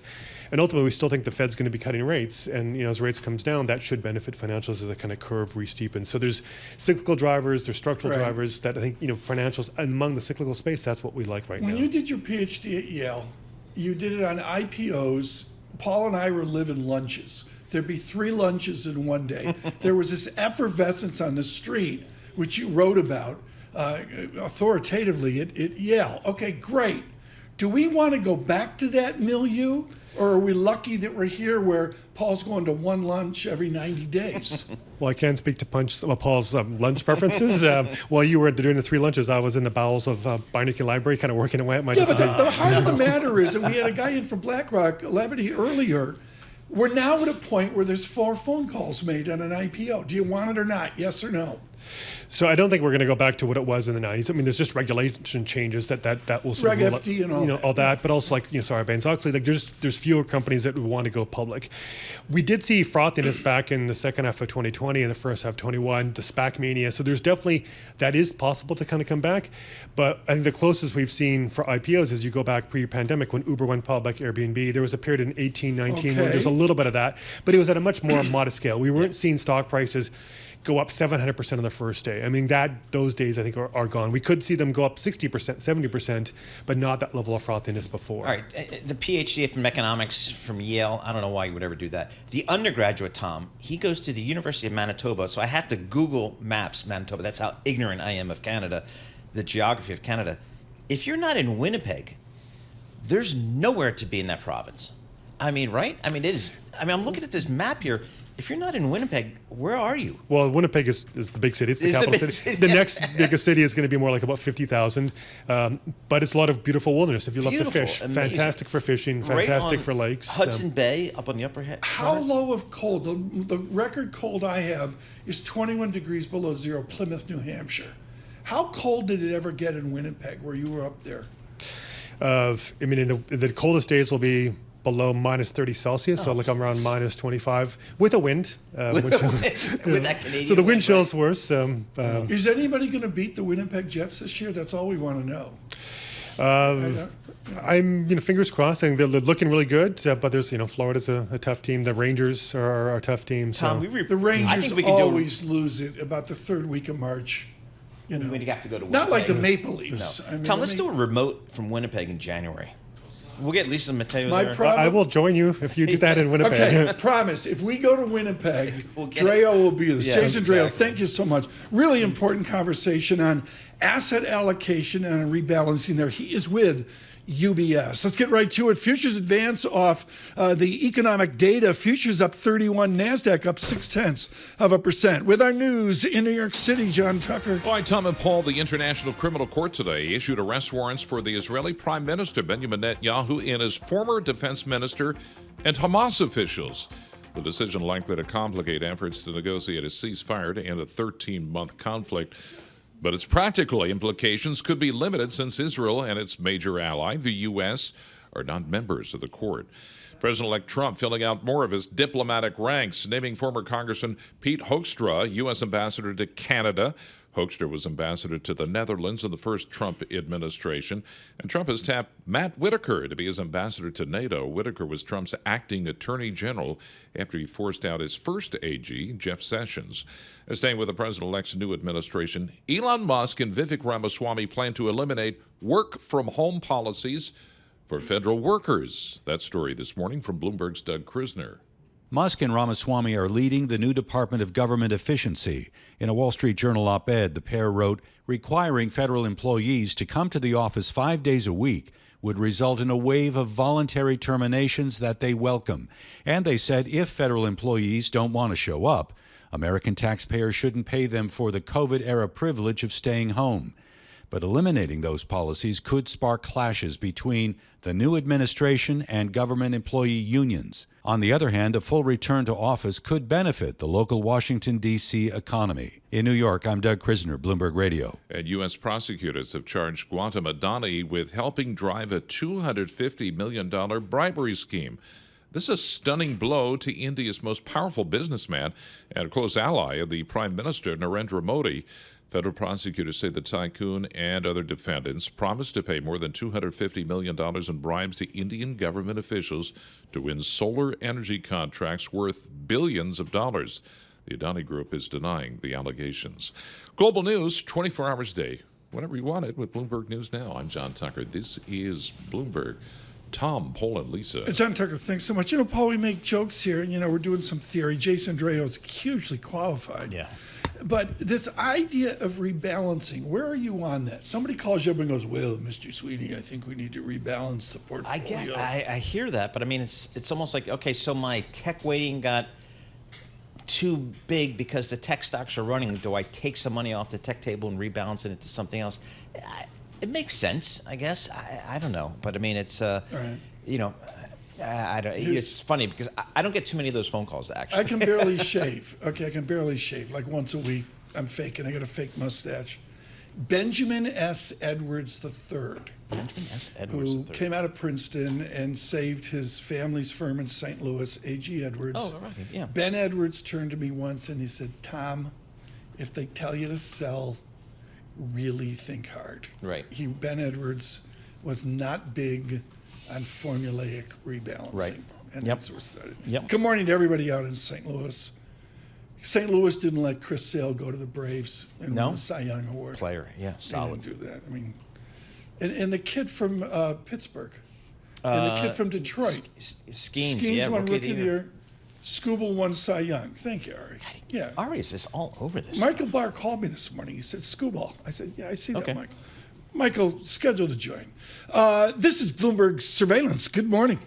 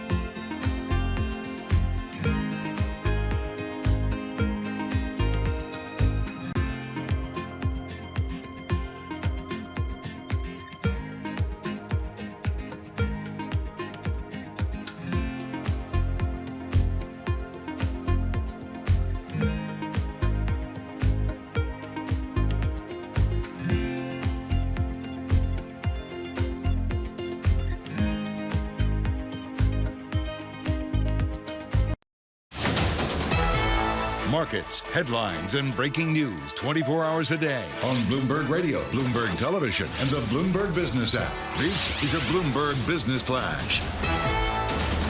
From the Bloomberg Interactive Broker Studio, I'm Lisa Mateo. We have stocks erasing losses. This is after Nvidia delivered a revenue forecast, failed to meet the highest expectation. But here's the thing, it said its new chip lineup is on track to ship this quarter, and it can keep the company's AI run going strong. Nvidia shares now up more than 1.5%. We have NASDAQ futures up 0.4%, 98 points. Dow futures up 180 points. S&P futures up 26. We have the 2-year yield 4.29%. That's down 1 basis point. The yield on the 10-year 4.39%, and that's down 2 basis points. To currencies, the Bloomberg Dollar Spot Index right now down about 0.1%. We have the Japanese yen higher at 154.17 against the dollar. The euro British pound is weaker. We have Bitcoin up 3% at around 97,000. Speaking of which, shares of MicroStrategy, that's the largest publicly traded corporate holder of the cryptocurrency, up 15%. There you go. Companies making news. We have Uber. Sources saying it plans to invest China's Pony AI's U.S. IPO. Now, they say they're looking to buy more than 10 million shares of the automated driving tech firm. And if you're a home buyer looking for a bargain, Snoop Dogg listed his 6-bedroom, 1-acre Georgia mansion on the market for just $575,000. He bought it for $458,000 back in 2021. I might have to take a look at that. Exactly. That is your Bloomberg Business Flash. Reporting Tom remotely and from Paul. Realtor Lisa Mateo. Exactly. She's in the market here. Thank you so much. Greatly appreciate it. Okay, so this is really not in the zeitgeist this morning. Politico's picked it up. I'm waiting for others to pick it up. And for some reason, I saw it last night. It was Nikki Haley. Did you know Nikki Haley now has a radio show? Who doesn't? Exactly. Yeah. Who doesn't Oh, have... no, the apple. Oh, the orange. no. The Our orange. installation fell. Oh, my gosh. Did we get that on Out camera? on, I don't know. on YouTube. I think Ari got that on camera. YouTube, okay. Boy, I that is think it's crushing there. blow to the art world. It's probably worth more. We're worth more now. Falling off the wall is a dynamic installation. Wendy Schiller has no idea what we're talking about. The professor from Brown University joins us. I'm listening to Nikki Haley, Wendy Schiller yesterday, and as far as I'm concerned, Lisa, don't let the mascara run. Lisa's crying. Professor Schiller, the campaign for 2028, did it start last night with Nikki Haley going after RFK Jr. and Tulsi Gabbard?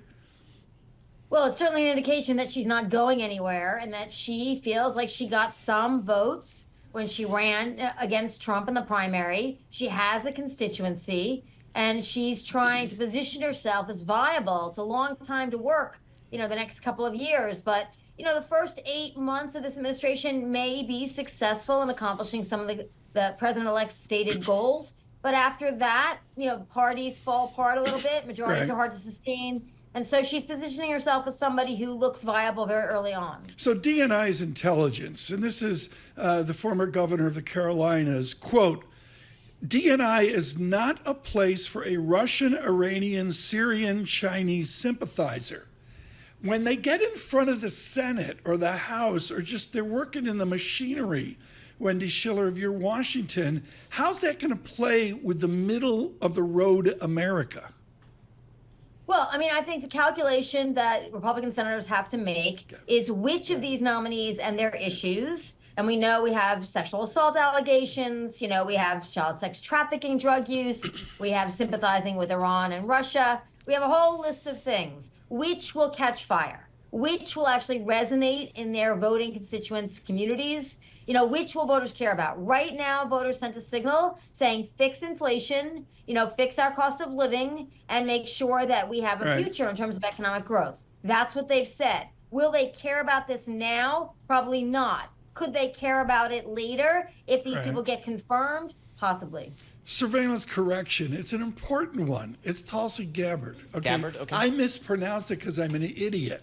I wasn't trying to be snide or something. I don't want people to read anything into it. Not Excuse at all. me. All right, we got a surveillance correction. Lisa yelled at me. She did. Well, she's on top of these things. So, Professor Schiller here, give us a sense of how you think this Republican Senate is going to view some of these nominations here, particularly some of the ones that have been flagged as maybe troublesome, such as Mr. Gates and Ms. Gabbard.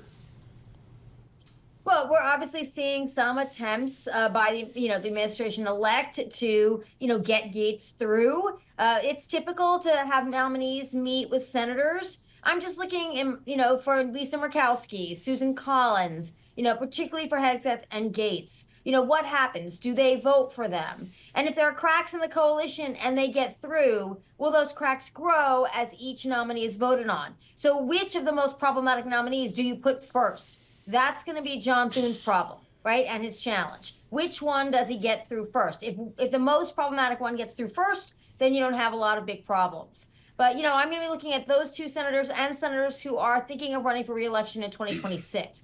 And because Kamala Harris lost, there seems to be some impression that the female vote isn't going to respond to these kinds of things. No, women are like everybody else. They prioritize what they worry about. In this case, it was budgets, it was schooling, it was all sorts of things that hit close to home. But behavior still might matter. And so this is the calculation that Republican senators have to make, particularly on some of these nominations. Tulsi Gabbard, Nikki Haley was former ambassador to the UN. She does know the international community. And I think if she's raising alarms, then I think some Republican senators may be listening. Professor Schiller, is just all this a precursor for every single minutia decision, not minutia decision, like it's Latin. You got to do that with the Brown University. Every single minutia decision, Wendy's going to be made out of 1600 Pennsylvania Avenue?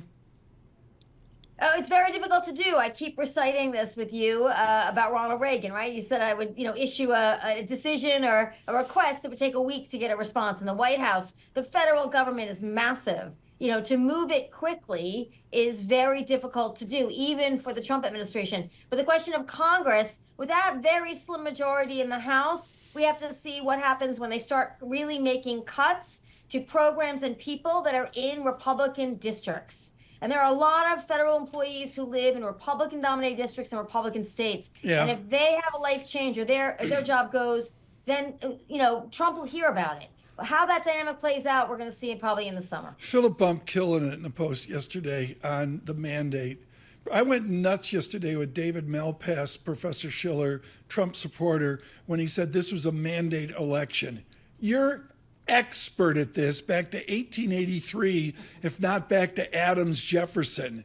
Was that a mandate election, Professor? Well, it's tough. I think by my calculations, he's just under 50%. That's what I think we have right now in terms of the vote tallies. So under 50% is typically not thought to be a mandate. It would have been a stronger argument had the House Republicans picked up any number of seats, but it looks like they'll have the same exact vote majority that they had in last session. That does not suggest, as I thought earlier, that Trump's coattails would be long and strong. I'm wrong about that. They were not that long and strong, and that's the big test usually with a mandate. And then, getting people back in the office is something private sector has been wanting to do. It is true that, you could have expected Trump to say, everybody come back to work. That's something I think the Musk, they're right about that in the sense of that was always going to happen. And so I think that's something that will be really interesting to see. And its impact on D.C., by the way, as a city, the irony is that it could resurrect downtown D.C., which would be something I think most people would agree is a good thing. Yeah, it feels like it down there. Not everything they propose will be met with opposition, and not everything will be successful or a failure. 20 seconds. Professor Schiller, is a Taubman Center at Brown going to 5 days a week in the office? We are excited. We're launching a school of public policy July 1st, so we are excited to really be all of us on our game. That's my answer there. There was a the general counsel passed that at Brown University. Wendy Schiller, thank you so much, particularly those comments on our Constitution and our civics that is out there. Can't say enough about Richard Haas's book, The Bill of Obligations on Civics. Paul Sweeney and I, we don't agree on anything except he's got the coolest Vespa east of the Mississippi. But we do agree Tunnel of Love is the greatest Springsteen song. I heard it, I went mental. Wonderful. Yeah, it's absolutely wonderful. And if you live anywhere near Asbury Park, New Jersey, as I do, some of those references in that song just come right out at you. You see me. Did you see Southside Johnny? Yeah, I've seen him many times. Huge fan. Okay. Huge fan. Bruce, Tunnel of Love.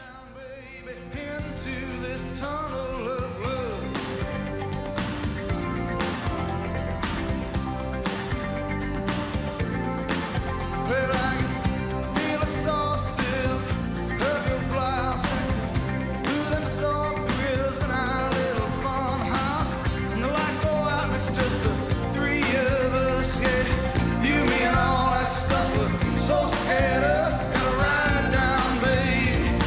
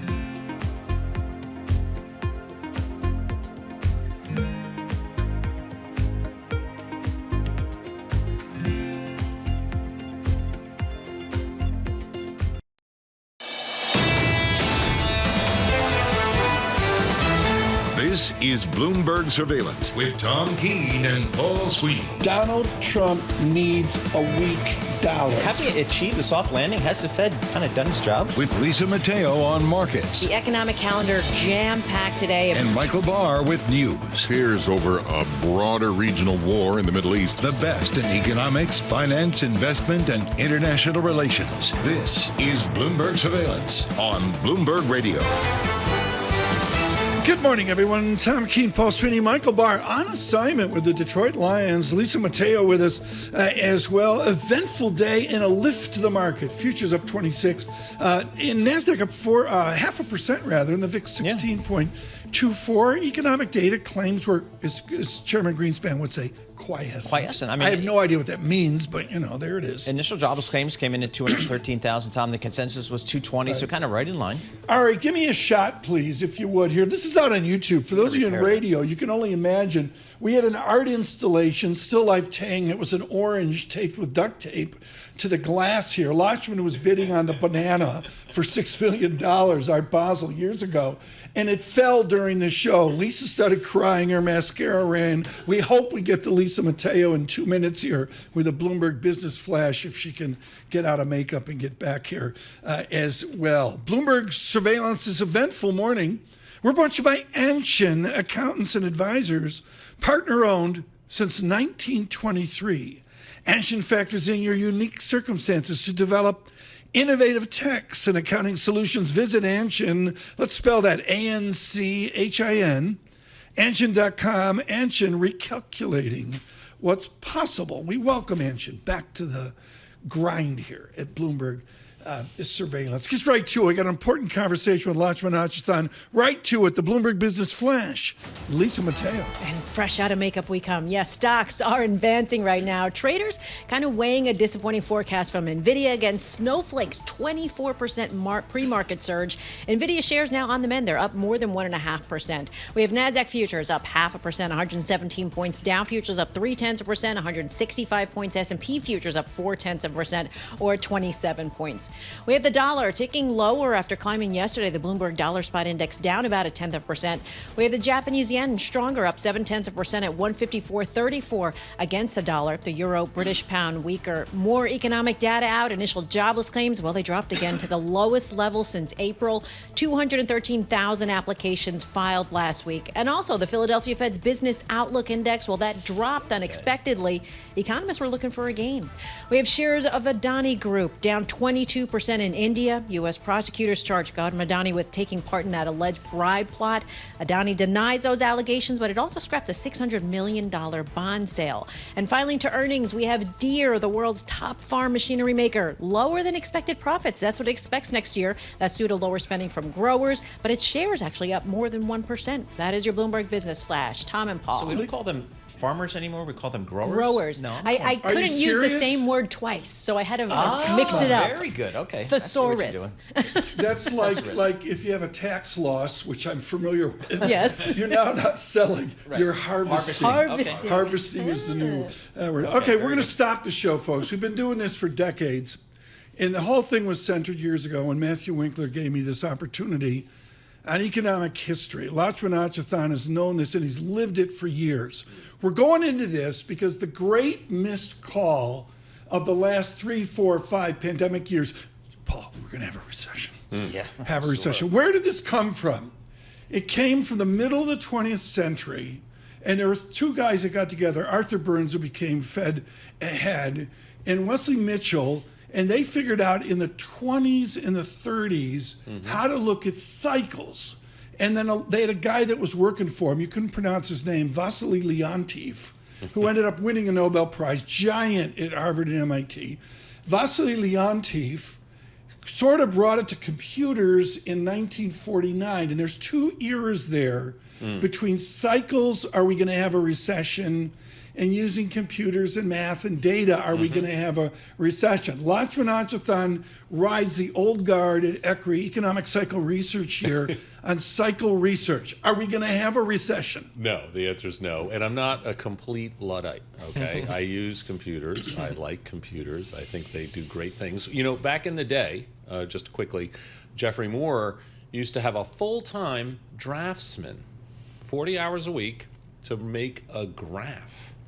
He would sit and make a chart of GDP or employment or inflation, and it took a long time. Now we can make 1,000 of them in a minute. And my grandfather would look at every word of it, and I would sit there 7, 8, 9, 10 years old, and he would explain those hand-done ancient. You start mimeograph, Paul? Yep, that's this is the word. Before they. This is I mean, way Lachman before used that. a quill his first day there. What matters right now? What's the cycle now that our audience needs to know? Look, we're still looking at the cycles. The problem, right? I mean, it's important to know what the problem is. The problem is that in a free market-oriented economy, there's a cycle.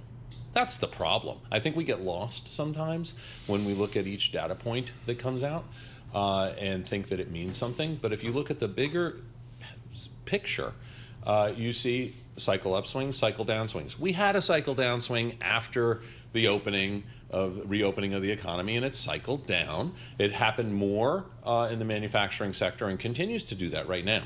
Okay, so there's like the Philly Fed stuff that came out this morning, a little weaker. Yeah, that sector of the economy is still, it's got some weight on it. It's not booming ahead. On the other hand, the non-manufacturing sectors, because the cycle stuff has moved forward. We call that service. Services and construction even. Okay, so over on this part of these two other parts of the economy, those are doing quite well.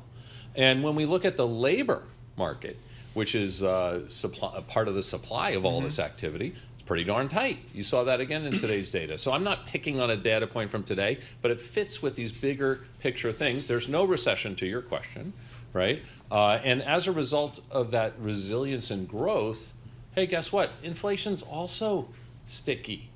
And so it doesn't go down in a line. That may be the fly in the ointment here. How about, we woke up 2 weeks ago yesterday, new president. Yeah. We now have a new House and Senate. 2 weeks. 2 weeks. Like it's been 6 months. 2 weeks.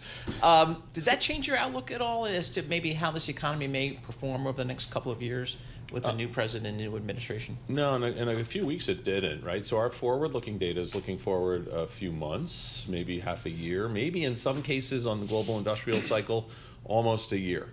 So that stuff's kind of baked in the cake. Barring a COVID where you shut down the entire economy. And so when you look at the policies that may be changed, it's hard to prejudge them because we don't actually know what's going to happen. And to the degree they change the direction of the cycle, it's going to show up in the leading indicators. And right now, I'm telling you, leading indicators for the non-manufacturing side of the economy are very healthy. For the consumer are very healthy. For manufacturing, a little weak, and inflation sticky. But the the reality of equity and Lakshman Achathan is you're way more relaxed than the hysteria of market economics on Wall Street. OMG, we're making jokes with Cameron about a 60-page deck and all that. Explain to people scared stiff why they can believe in the American economic experiment. Well, it's the best experiment that we've seen. We've survived 49 recessions, some of them really, really bad, and come out of them. By the way, the Fed wasn't there for all of them. We survived a whole bunch of them without the Fed. Okay, I know we hang on every Fed, cost of money every time. Is it going to do a quarter point in December? There we go. There's the real option. But the cycle will continue either way, and right here, look, you are a huge component of the cycle, and why it's hard to put into a computer model is the psychology, the fear and the greed. I'm winging it here, but I'd say about a third of what's generating the cycle is the psychology of fear and greed. And right now, there's a lot of FOMO, right? These things are hitting a lot of record highs. Right. Yep. You're priced for perfection. And what I'm saying is that everything looks, non-manufacturing looks good. Manufacturing, you can get some disappointment. And don't bank on inflation just tanking here. It's not going to happen. So do you have nominal GDP over 5% sustained? Well, we don't do a point forecast, but I'm starting to lift to the upside. I'm starting to lift to the upside. And I think the two difficulties I've mentioned, manufacturing, and that's global industrial slowing. So it's not just us. And this inflation component. I think there's a lot of hopium around inflation going away. Headline can come down if oil comes down, but that core is sticky. Right. And where does that go? And if you don't get the rate cuts that are promised, how do you feel? I feel like the show will continue forward. Okay. 20 seconds. Have you seen the rise of painting sienna at the Met? Have you gone to the show? I have not. I am remiss. I need to get there. I need to get there too. Let's go I together. thought maybe you were there like the first day or something. It's a date. Folks, for those of you worldwide, it's truly, I'm told, once in a lifetime show. Which show is of Italian art at the Met. Okay. Rise of Siena. All right. It's after Umbria and Assisi. And it's, can you tell I really know what I'm talking about? Yep. It's more it's before Milan and Fendi. Okay. It gets you from Assisi to Fendi. All right. By way of the Met. The Met, the rise of painting. Lachman Hachithan, a great supporter of the Met. Thank you so much with ECRI. Futures up 26. With our news in New York City, John Tucker. All right, thanks, Tom, Paul, and Lisa. Russia reportedly firing an intercontinental ballistic missile last night, part of a barrage targeting the central Ukrainian city of Dnipro. Bloomberg opinion columnist Mark Champion says the use of ICBMs is a pretty significant development. They are the same kinds of missiles that would be used in a nuclear strike. It's perhaps less terrifying that sounds in terms of the nuclear issue, just because you can be certain that the Russians will have told the Americans in advance that this would carry a conventional payload. Bloomberg opinion columnist Mark Champion says Ukraine's Air Force did shoot down 6 of 7 cruise missiles that were also fired during that attack. Republicans in the House Ethics Committee voted against releasing a report on their long-running investigation into President-elect Donald Trump's nominee for Attorney General, former Representative Matt Gaetz. But the tug of war over the report isn't over yet. Let's get more from Washington at Bloomberg's Amy Morris. Democrat Susan Wild of Pennsylvania says the ethics panel, which is evenly split between the two parties, voted at a 2-hour-long closed-door meeting, and no Republicans joined Democrats who want to release the report. The panel is expected to meet and vote again in December. Meanwhile, Gaetz met for hours behind closed doors with Republican senators who have questions about the sexual misconduct and other allegations against him. At least one Republican, Senator Lindsey Graham, decried the, quote, lynch mob forming against Gaetz. In Washington, Amy Morris, Bloomberg Radio. And Donald Trump's search for a Treasury Secretary, that remains in flux, with the president-elect telling allies and advisors in recent days he's not yet completely sold on the candidates that he's interviewed so far. And finally, Pamela Hayden, the voice of Milhouse, retiring from The Simpsons after 35 years. Everything's coming up, Milhouse. The 70-year-old actress's final episode will air this Sunday. The show's creator named the blue-haired boy with glasses Milhouse as a humorous nod to President Richard Milhouse Nixon. The Simpsons is a cartoon, Tom, on Fox, part of popular culture these days. Oh, requiring the explainer there. Get out the English football thing. Global news, 24 hours a day, whenever you want it, right here. Bart used to pound on Milhouse. I mean, exactly. Brutal. What are you going to do? John Tucker, thank you for that. As usual, Tucker, the studio becomes silent. Yes, exactly. Really works on radio. We welcome all of you on YouTube. Please subscribe to Bloomberg Podcast, growing each and every day. Good morning on Apple CarPlay. Good morning, 92.9 FM Boston, Washington 99.1. This is Bloomberg Surveillance. Again, good morning.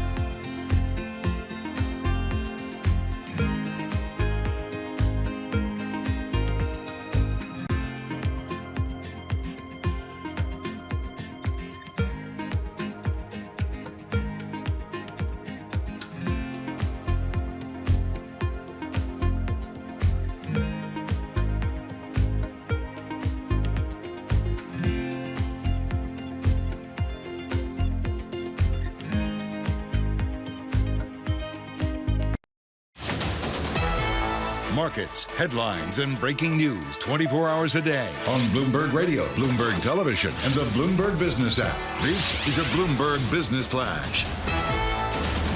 And this futures report sponsored by IBKR. Markets never sleep, and neither does Interactive Brokers. Discover opportunities with CME Group futures across equity indices, interest rates, FX, energy, and more. Access CME futures around the clock at Interactive Brokers. All right, we've got stocks on the rise thanks to strong results from Snowflake that really helped spark software stocks, and also that following the path of Nvidia's results that failed to meet those high expectations. So we have Snowflake up 24%, but Nvidia shares on the mend. They're now up more than 2%.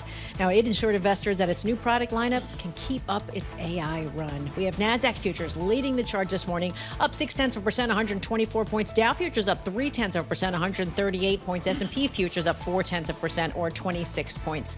We have the 2-year yield 4.31%. That's little change. The yield on the 10-year 4.41%, and that is little changed. Commodities, oil and gold gaining after Ukraine reports that overnight attack. We have spot gold higher at $2,669 an ounce. Brent crude up nearly 2% at $74 a barrel. WTI crude at $70 a barrel.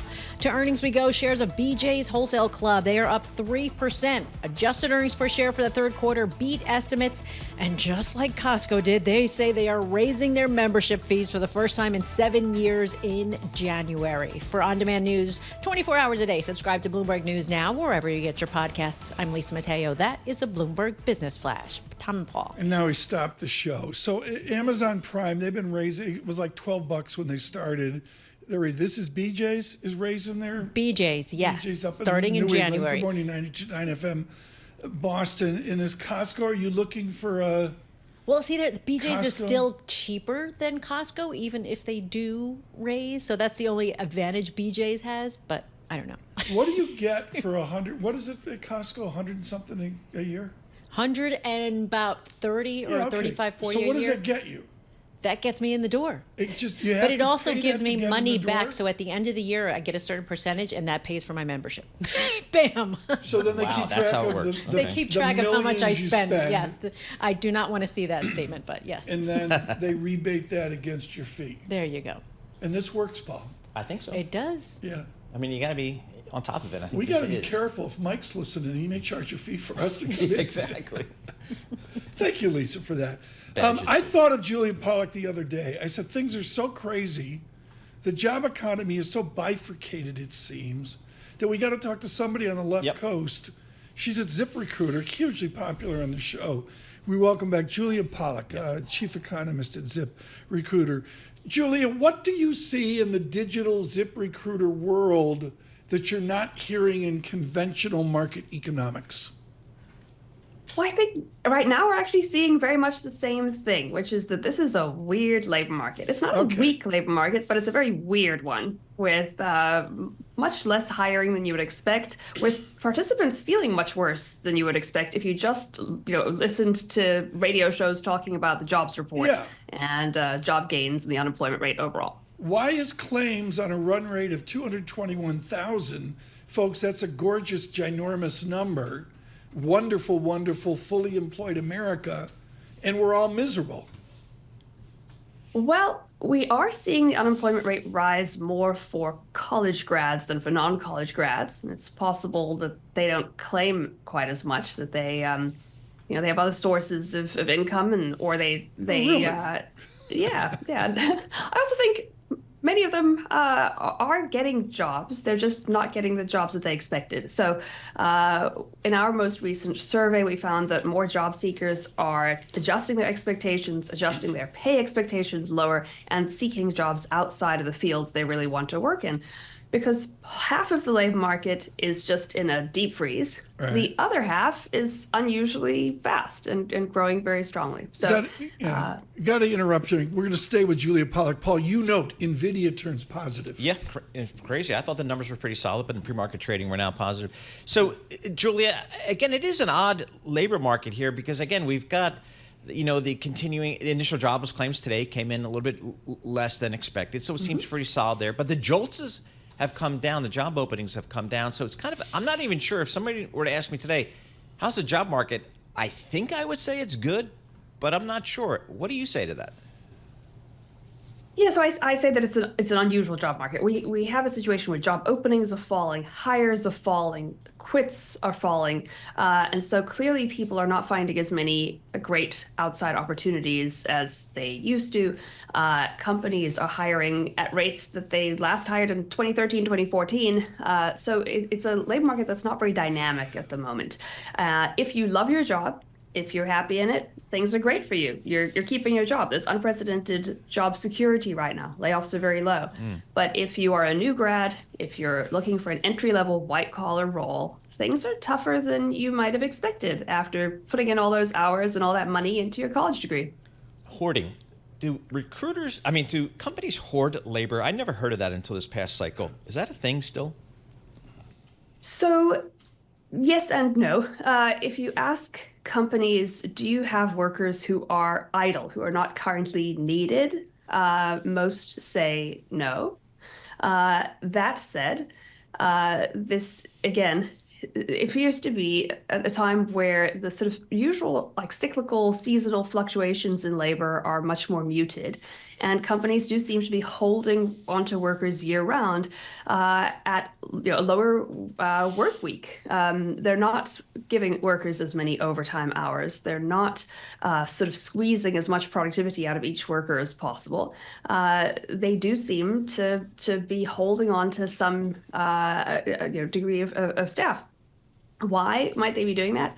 Well, it turns out that after the pandemic, during the pandemic when companies cut staff, everyone understood why.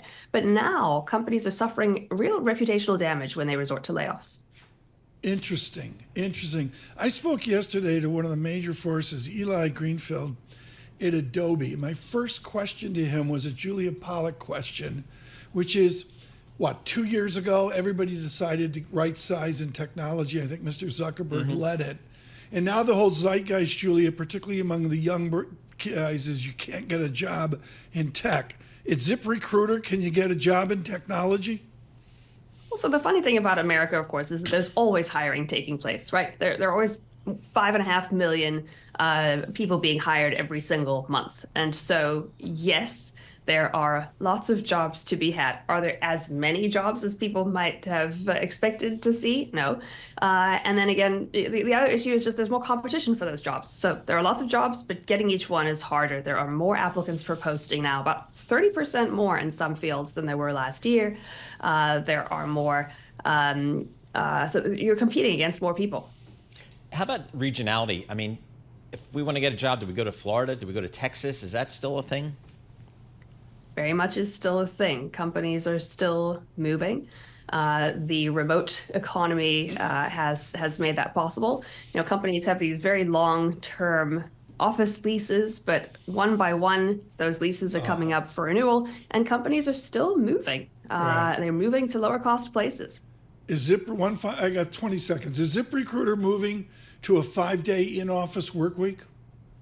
No, we are not. There are many companies that are still trying to do so, but most companies that are trying to do so are actually trying to cut headcount. The companies that are most actively trying to hire and grow are committed to hybrid and remote work. They know the benefits. Did you hear how her voice changed? Yeah, sure. In that voice. Julia Pollock. You said 20 seconds, so I had to hurry. Okay, thank you. Yeah, but good job. Yeah, fine. Julia, thank you so much. Hugely popular on the show. Get a great feedback when she's on. Julia Pollock with a really different view with ZipRecruiter out. It's like, like she has Dodger tickets. I think it's like out there. Sure. I know. So it's interesting. I mean, if you're a college graduate here, it's not as good and vibrant a hiring community as it was in the last couple of years is kind of what I'm hearing. And Julia said the same thing here. Okay, I got a question. This came up yesterday with Steve. He's a Yankees fan. Yep.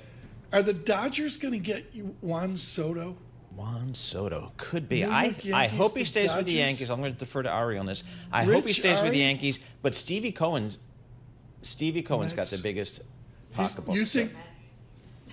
All right, so we got one. I'm talking to the peanut gallery back there. One says Yankees, one says Mets. So we need the camera, exactly. Then they're awake. Bonus round. Yep. Steve, dreaded Yankees fan, is all over that he's going to head to the Dodgers. I don't know. All I know is Mr. Soto's going to get paid. Ask Julia Pollock for some season tickets. Futures, they advance in the last hour, up 33. We need to get the markets open on YouTube, Bloomberg Surveillance.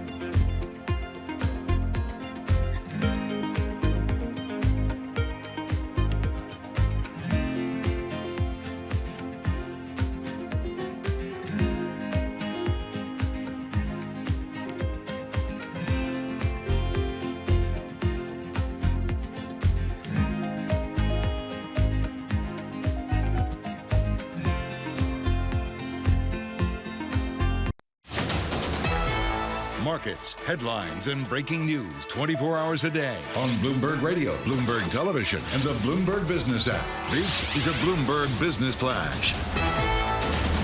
And this opening bell report brought to you by JP Asset Management. Stay informed on today's fastest growing investment vehicle with a new guide to ETFs. Visit jpmorgan.com/ETF insights to learn more. All right, we've had Nvidia, Snowflake shares, really been all the talk this morning. We also had some more economic data. Initial jobless claims, they dropped again to the lowest level in April. 213,000 applications were filed last week. All that said, let's get to the open. We'll start with the S&P 500, up 0.4%, 26 points at 5,944. The Dow up 0.3%, 151 points, 43,559, and the Nasdaq up 0.5%, 101 points at 19,069. We head over to the 2-year yield, 4.31%. That's little change. The yield on the 10-year 4.39%, and that's down 1 basis point. Over to commodities, we have spot gold higher, $2,667 an ounce. Brent crude up nearly 2% at $74 a barrel. WTI crude $70 a barrel. The Bloomberg Dollar Spot Index, little change. We have Japanese yen stronger, a euro, British pound weaker. We have Bitcoin at 97,220. At the open, let's check in with Nvidia, up about 3%. Snowflake up 26%. That is your Bloomberg opening bell report. Paul and Tom. Lisa, thanks so much. To all of you, continental Europe, good afternoon. Hope you're cozy in Europe. Somebody just sent me a video of CDG outside Paris with substantial snow. Snow? Like snow. Wow. It's, it's, quote, with heavy snowfall in Paris and, of course, on up to Scotland, as you'd expect. Okay. But it's a winter wonderland. It is. I mean, and exact opposite here, Tom. I mean, we're getting finally a little bit of rain here. Well, we get some rain, and I think up by Sparta. Sparta, New Jersey. They get 47 inches, I believe. Who would live in Sparta? It's a great lake community. It is. It's awesome out there. I mean, and when they do get snow, they do the snowmobile stuff. No, not that far. Oh, okay. But a lot of good lakes. Yeah. Joining us now, the conversation of the day on technology. We had Dan Ives earlier with us from his Sikorsky. Gene Munster joins us now. Really pleased with that, of course, with Deepwater Asset Management. Gene, what is the moment we're in? Paul Sweeney and I did important AI seminars for Anurag Ran and Mandeep Singh yesterday with Adobe, with Salesforce. There's Nvidia earnings and the rest. You've been doing this forever. What moment are we in the next year in American technology? We're in what is going to be the most, I think, exciting year in innovation over the last 50 years. And it's hard to really put language on it to capture what the concept of infinite intelligence or close to infinite intelligence at almost no cost means for humanity.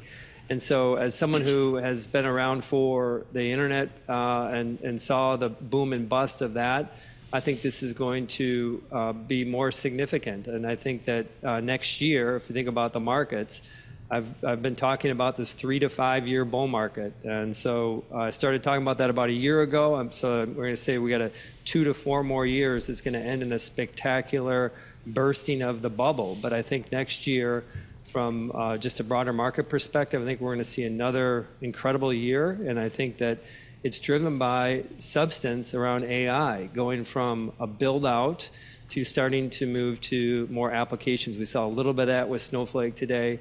Of course, we've seen most of the excitement around the hardware, including Nvidia. But I think we're going to start to shift to slowly see more performance in software specifically. But just, I'm just really excited to be alive at this time in life. It's just a really special moment. Hey, Gene, when I talk to people about AI, I often quote you, because I remember talking to you maybe 18 months ago on this program, and you put into a kind of a framework of a compendium of kind of where you view AI relative to, say, the internet, to electricity. Can you just review that for us? Because it's so powerful to give people a sense of how you view the potential impact of AI. So it's a 0 to 100 scale, and 100 is the most impactful, most transformative. But at 25, I would put mobile at about 35, 40. I would have the PC, the internet at 50. And obviously, these all build on themselves. But if you look at them as a standalone, so the internet is 50. I think AI is probably 90, and electricity would be 100. And I think AI would be greater than electricity if not for the fact that you need electricity to run these machines, of course. But this is a big deal, Paul, and that's a lot of hype. There's a lot of hype in that. I think the substance will exceed that hype. Yeah, but you're, Gene, when someone like you makes that analysis, a lot of people like myself, we pay attention here as we try to get our minds around AI. What's the next step here? It feels like we're so early innings on this, but it feels like we're now at the discussion point where the next step is one of your kids needs a Mac, needs a new laptop. New laptop with the AI. Just so you know, that's the next step. That's the next step. step. This weekend. Exactly. Gene, are we at the point now where we really have to make the use case for AI applications, maybe the return on all this investment that we've seen?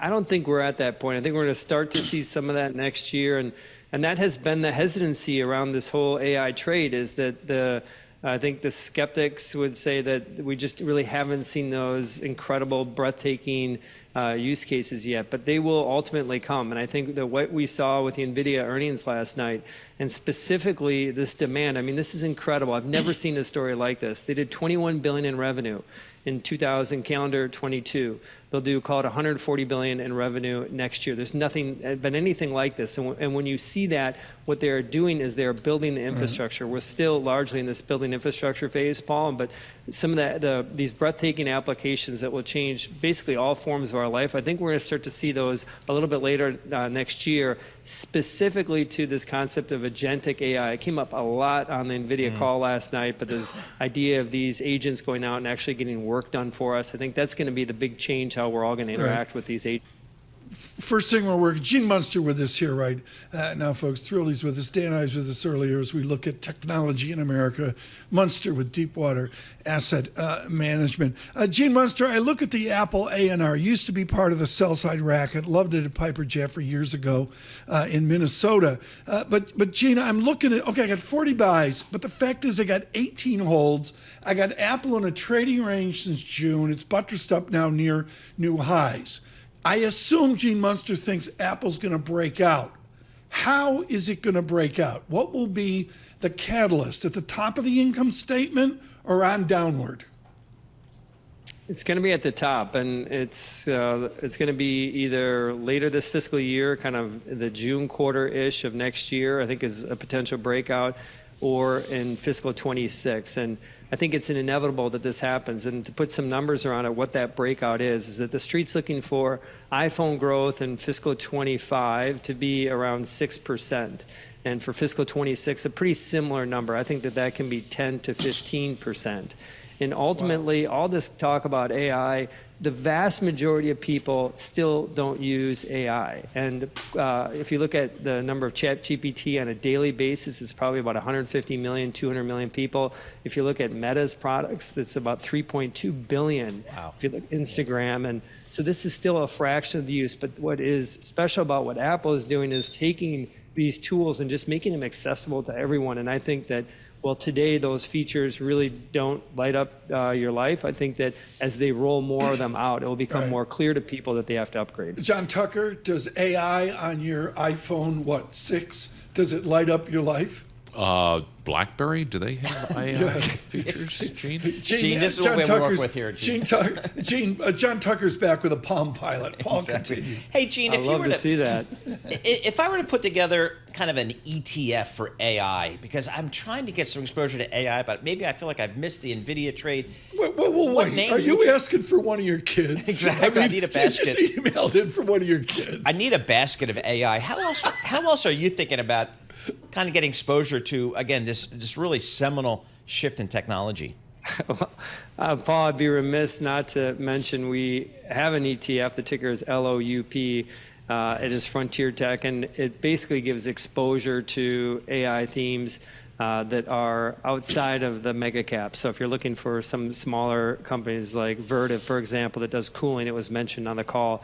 These are the sub kind of $200 billion. So have to mention that LOUP, but nice, I would say that more broadly, I still think we're in a period where the hardware piece, this is a contrarian view. I think the hardware trade is going to continue to be stronger than expected over the next several quarters. And then, as I mentioned, kind of exiting end of next year, I think, what we're seeing with Snowflake, I think you're going to see more and more of that in software land kind of later next year. But that's kind of how I think about it, still in the hardware piece and then moving to software later on. Okay, LOUP, up 35%, 3.5, up 35%, 1 year trailing. Robinhood's your number one holding. How do you have Robinhood is part of AI? So what they're using is as part of how they assess risk with customers. They use AI. They also use AI as a means to go and generate new customers. So for doing outreach. So they've been proactive at doing that. So it's companies like Robinhood. There's another company that we looked at recently to add to this was like Crispin Green. It sounds crazy, but they have a big robotics initiative going on. So it is these companies that are starting to implement AI kind of under the hood. Yeah.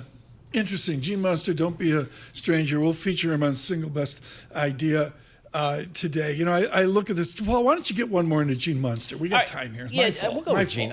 We got Gene. We're going to hold him on here. Hey, Gene, Snowflake. I am looking at Snowflake. Stock's up 25%. Can you tell us what Snowflake does and why the stock is up so much today? So what Snowflake does is it's called a data warehouse, which means that you take data. It could be anything from structured data inside of a business. Structured data would be data that is in like an Oracle database, and it warehouses it so AI models can train on it. It basically makes data more accessible and usable for training. So that is what they're benefiting from is just more training and more enterprises starting to use this. Their biggest competitor, where they've been losing share, the reason why the stock has not done well before today, is called Databricks, and they have a data lake where you can just throw in PDFs and Excel documents and just throw a bunch of data into this data lake, and then it organizes it for you. But that's what's going on with Snowflake. Gene, first question to Eli Greenfield yesterday at Adobe. Is all this fancy Gene Munster, Dan Ives talk, is it going to take our jobs away from us? Well, as an asset manager, I think that's a very real potential. I think as an analyst, it's a little different. At Deepwater, we launched an affiliate company a few months ago called Intelligent Alpha. And it basically is machines picking, it's just machines picking stocks. There's an ETF, LIVR, Livermore. But I think it is, it's something, I just mentioned that in context too. It's one of two things is going to happen. Either it's going to take our jobs as an asset manager. I would say for you and Paul and your team, you need not worry. Yes. One of the things that AI won't take away is community and empathy. And that's things definitionally that can't be done. And I think that's what you guys bring every day. Well, we have community. Do we have empathy, Lisa? I don't, That's a stretch. It's like pushing the envelope here a little too much. Gene Munster, hugely valuable. We get a huge response when he's on. We love these days where we tag team, the trenches sell side of Dan Ives with what we do with Gene Munster. It's great. Yeah, two of the voices that have helped steer us over the last 4, 5, 6 years to think about this whole technology, continued evolution, which now is led by AI. And the empathy here it's like, John, I think that the empathy's been significant here recently. John's empathy just flows over. Exactly. Is your 201k got a pulse this year? He's crushing it this year. It's an index fund, and it's up 20-something percent? Yeah. He's just hand over going fist. Big. Okay. Is Miller? He's got Bitcoin here at 97,000? Sure. Yeah. He has unrealized gains. Unrealized gains. Very unrealized. We were green. Importantly, we're now red. The Dow, -11. We'll have that for you in a moment. From New York City, Bloomberg Surveillance.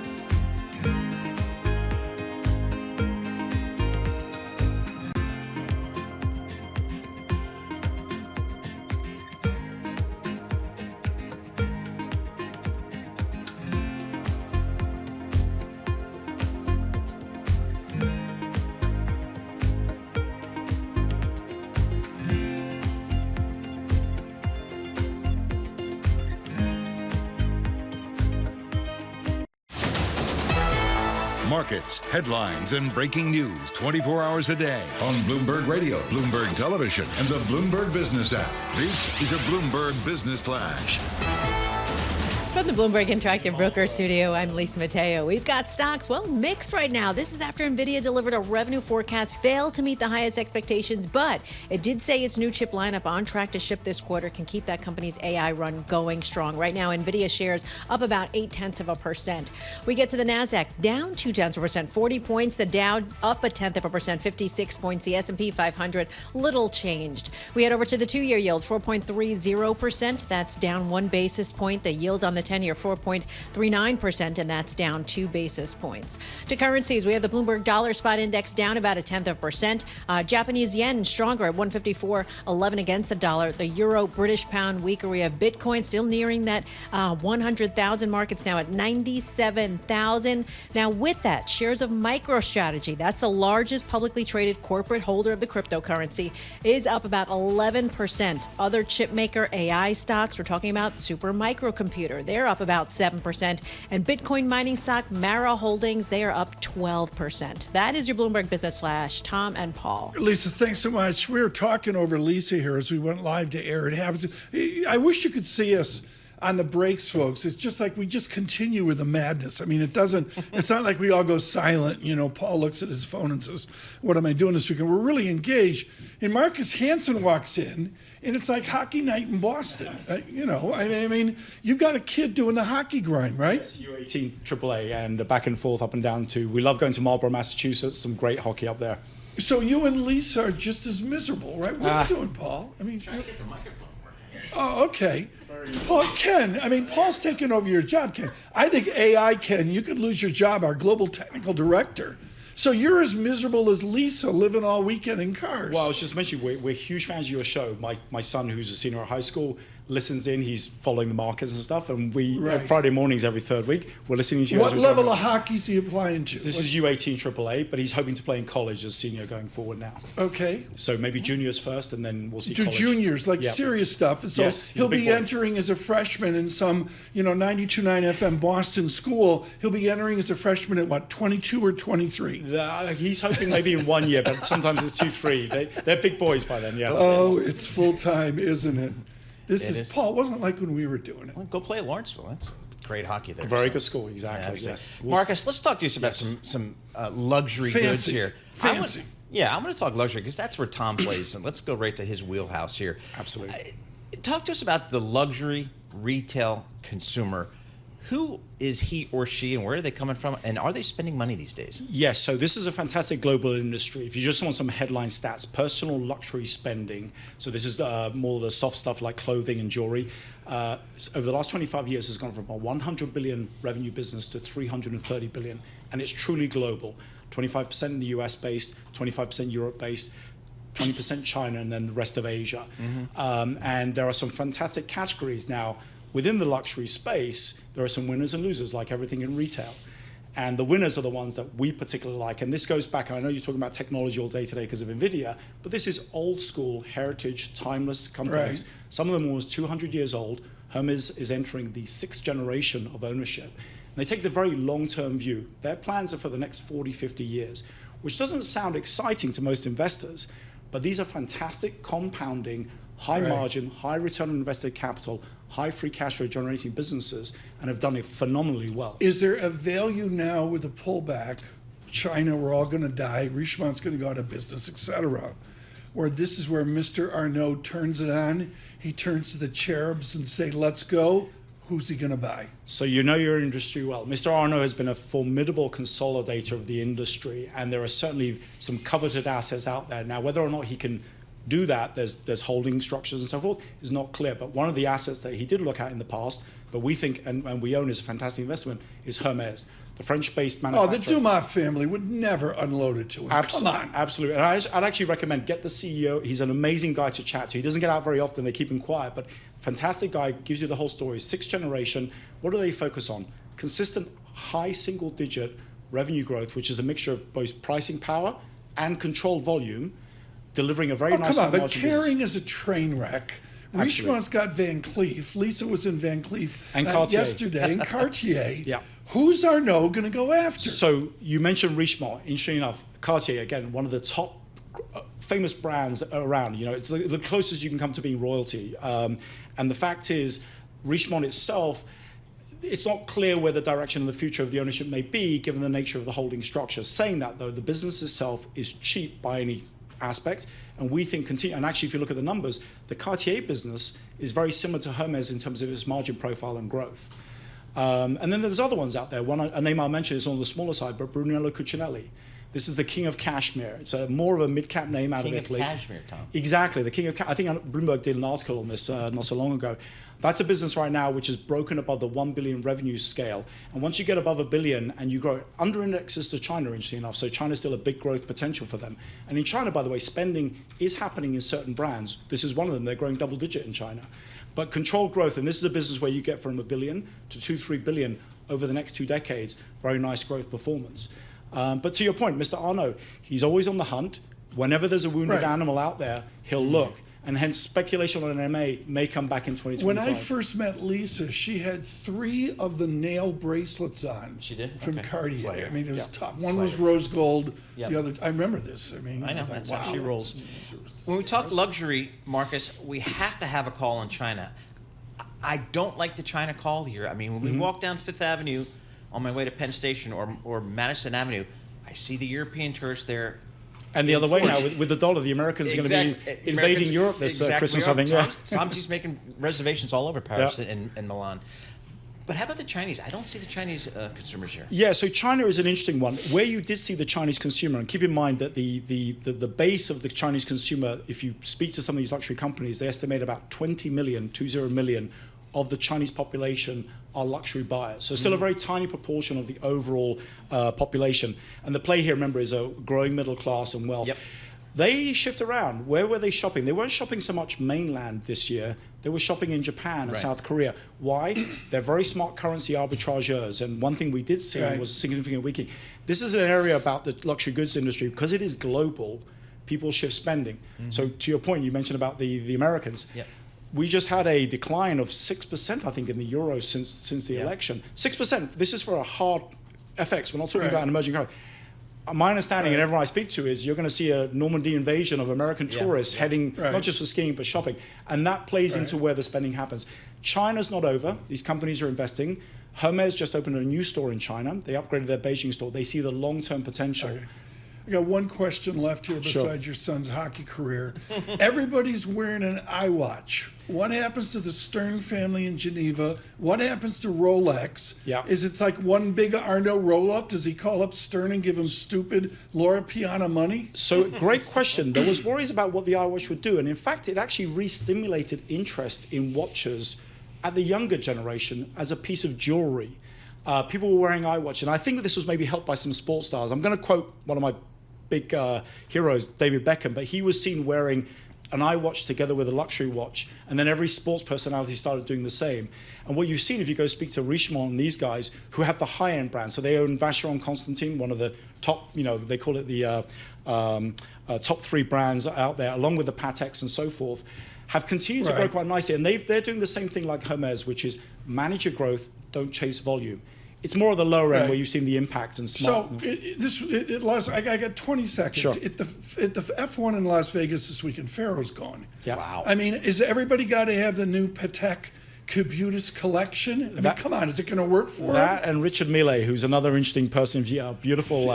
And by the way, Ferrari, we talk Formula One. Right. Car company, but it has all the attributes of Hermes as a luxury company. Fantastic controlled growth, great business. I got to go to a song. Louis Vuitton is taking over F1 next year, right? They did. They're doing all the champagne now, and also big chunks of the advertising. Correct. Don't be a stranger. This is going to be great. Yes, Marcus. Thank if you're you. doing anything there, and you want me to come along, I'm more than bring your son. Does he use like a Victoriaville or a CCM? He's a CCM and he's a left shot as well. Big boy. Thank you. He's a big boy. Hockey night boss. Big helps in Division 1 right now. Marcus Hansen, thank you so much with Vonable. They're from Scotland. They both own Patek, the Reed brothers. The Proclaimers.